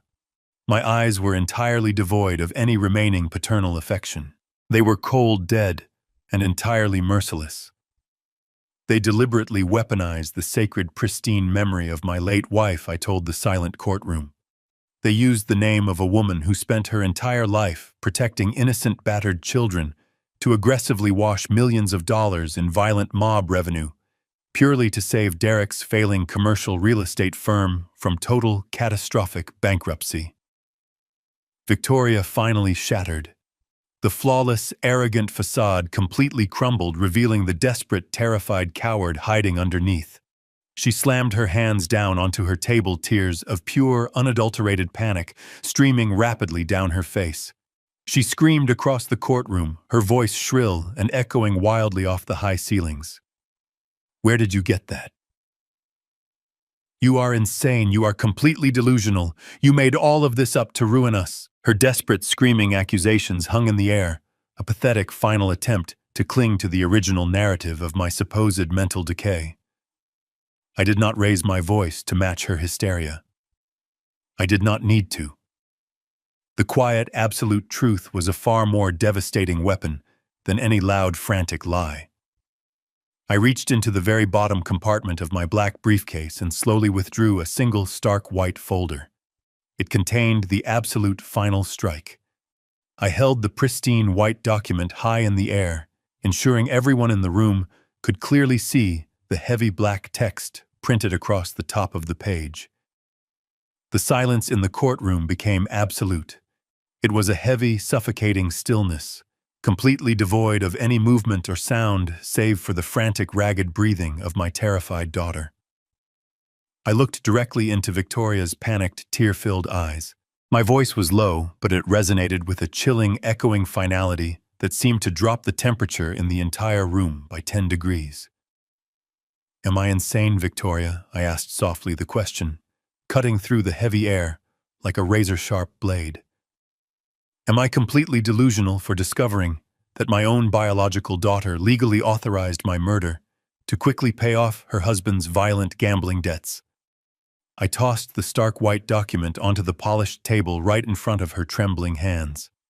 It was the forged medical proxy and the legally binding "Do Not Resuscitate" order she had secretly submitted to the regional hospital network. I turned back to face the pale, trembling judge, my voice rising once again to fill the grand courtroom. The petitioner did not bring me here today to compassionately secure my safety or manage my simple utility bills. Your Honor, I declared, my tone ringing with absolute, undeniable conviction. She brought me here to finalize a hostile takeover of my 50-acre farm, which was recently valued at $30 million due to a classified state infrastructure project. She actively planned to force the sale of my sacred land, collect the massive government payout, and instantly satisfy the violent cartel holding a loaded gun to her husband's head. And if that lengthy legal process took too long, this forged advance directive ensured that a simple, fatal slip of poison into my morning coffee would appear entirely natural, and the attending paramedics would be legally barred from saving my life. Victoria stared down at the forged DNR order resting on the table before her. She was completely paralyzed, unable to formulate a single cohesive thought. She had constructed an elaborate, highly calculated maze of deception and betrayal, and I had just detonated a massive bomb perfectly in the center of it, destroying every single wall she had carefully built. The annihilation of her criminal empire was absolute, devastating, and entirely complete. The sheer weight of the evidence crushed whatever remaining hope Derek had harbored. Panic, raw and unadulterated, finally broke through his paralyzed stupor. He bolted from his chair, his expensive shoes slipping slightly on the polished marble floor. He did not look at his wife. He did not look at his attorney. His only thought was self-preservation. He sprinted toward the heavy oak double doors at the back of the courtroom, desperate to escape the collapsing walls of his criminal empire. He reached out his hands, slamming flat against the wood, pushing with all his remaining strength. But the doors did not budge. Instead, they were pulled open from the outside. Derek stumbled backward, his momentum completely broken. Standing in the doorway, forming an impenetrable human wall, were 4 armed United States federal marshals. Their dark tactical gear sharply contrasted with the formal wood paneling of the courtroom. Benjamin Carter had done his job flawlessly. The trap was not just legal, it was physical. The lead marshal stepped forward, his expression stern and unyielding. He grabbed Derek by the shoulder, spinning him around and slamming him hard against the heavy wooden doors. The sharp, metallic click of steel handcuffs echoed loudly, cutting through the stunned silence of the room. Derek let out a pathetic, whimpering gasp, his knees buckling, as the reality of his lost freedom finally washed over him. At the petitioner table, Victoria watched her husband being restrained. Her perfectly crafted facade was entirely gone. She was trembling violently, her breathing erratic and shallow. 2 more federal marshals bypassed the gallery and approached her. The arrogant attorney quickly stepped out of their way, pressing his back firmly against the wall, silently praying he would not be swept up in the federal indictment. The marshals firmly grasped Victoria by her arms, pulling her up from her leather chair. As the cold steel cuffs snapped around her delicate wrists, the sheer gravity of her situation finally shattered her completely. Victoria dropped heavily to her knees, the harsh impact echoing across the marble. She did not care about her ruined designer dress or the watchful eyes of the gallery. She looked up at me, her face streaked with ruined makeup and genuine desperate tears. "Dad," she screamed, her voice cracking with raw hysteria. "Dad, please. I am your daughter. You cannot do this to me. You cannot let them take me away. We can fix this. I am your little girl. Please stop them." I walked slowly around the respondent table, stopping just a few feet away from where she knelt on the floor. I looked down at the weeping, pathetic creature, begging for mercy. I searched my heart for any lingering trace of paternal affection, any small spark of forgiveness. There was absolutely nothing. The space where my love for her used to reside was now a cold, empty void, sealed shut by her own ruthless betrayal. I did not raise my voice. I spoke with a quiet, lethal calm that carried across the breathless courtroom. "You are not my daughter," I said, my words dropping like heavy stones. "My daughter died the moment you decided to poison my dog and forge my execution papers. You looked me in the eyes and told me the best gift I could ever give you was to permanently disappear from your family." I stared into her weeping eyes, offering absolute zero empathy. "Enjoy federal prison, Victoria. I am officially granting your final wish." I turned my back on her agonized sobbing and gave a firm nod to Judge Montgomery. He nodded back, a silent acknowledgement between two men who deeply understood the heavy, uncompromising price of justice. I picked up my empty black leather briefcase and walked straight down the center aisle. I did not look back as the marshals dragged my treacherous bloodline out of the courtroom and into the dark abyss of the federal penal system. I pushed through the front doors of the courthouse, stepping out into the bright, blinding sunlight of the late morning. The cool breeze hit my face, carrying the fresh scent of freedom and absolute closure. The invisible chains that had weighed down my shoulders for the past 3 weeks were completely gone. I walked to my truck, placed the briefcase on the passenger seat, and drove the long, quiet road back to my sanctuary. When I pulled into the gravel driveway of the farm, a beautiful sight awaited me. Buster was sitting on the wooden porch. Thanks to Dr. Wallace, he had fully recovered from the poison. My loyal golden retriever barked joyfully, his tail wagging with pure, unadulterated happiness as I stepped out of the vehicle. I knelt down on the gravel, burying my face in his soft fur, finally allowing a single quiet tear of relief to fall. Later that afternoon, I sat at my heavy oak dining table. I spread out a new set of legal documents Benjamin had prepared for me. I picked up my favorite fountain pen and signed my name with strong, deliberate strokes. I officially transferred the entire 50-acre property, all $30 million of its appraised value, into an irrevocable, untouchable wildlife trust in Patty's name. No greedy developer, no corrupt politician, and certainly no treacherous family member would ever be able to lay a single finger on this sacred earth. It belonged to nature and to my wife's beautiful memory for the rest of time. I carried a steaming hot cup of dark roast coffee out to the rustic front wooden porch. I sat down in my wooden rocking chair, listening to the gentle rustle of the wind blowing through the ancient oak trees. Buster rested his heavy golden head gently upon my worn leather boots. The war was over. The monsters were locked away. I took a slow sip of my coffee, looking out over the endless green pastures, and for the first time in years, I was completely and truly at peace. If this harrowing story of ultimate betrayal teaches us anything, it is that absolute greed can blind even the people we trust the most. Blood does not automatically guarantee loyalty, and family ties should never be a shield for malicious abuse. True love and respect are earned through consistent actions, not demanded through entitlement. When someone shows you they value money over your well-being, believe them the first time. Setting firm, uncompromising boundaries is not an act of cruelty. It is the highest form of self-respect. Never let anyone, even family, manipulate you into becoming a silent victim. If you found strength in this story, please hit that subscribe button and tell me your thoughts in the comments below.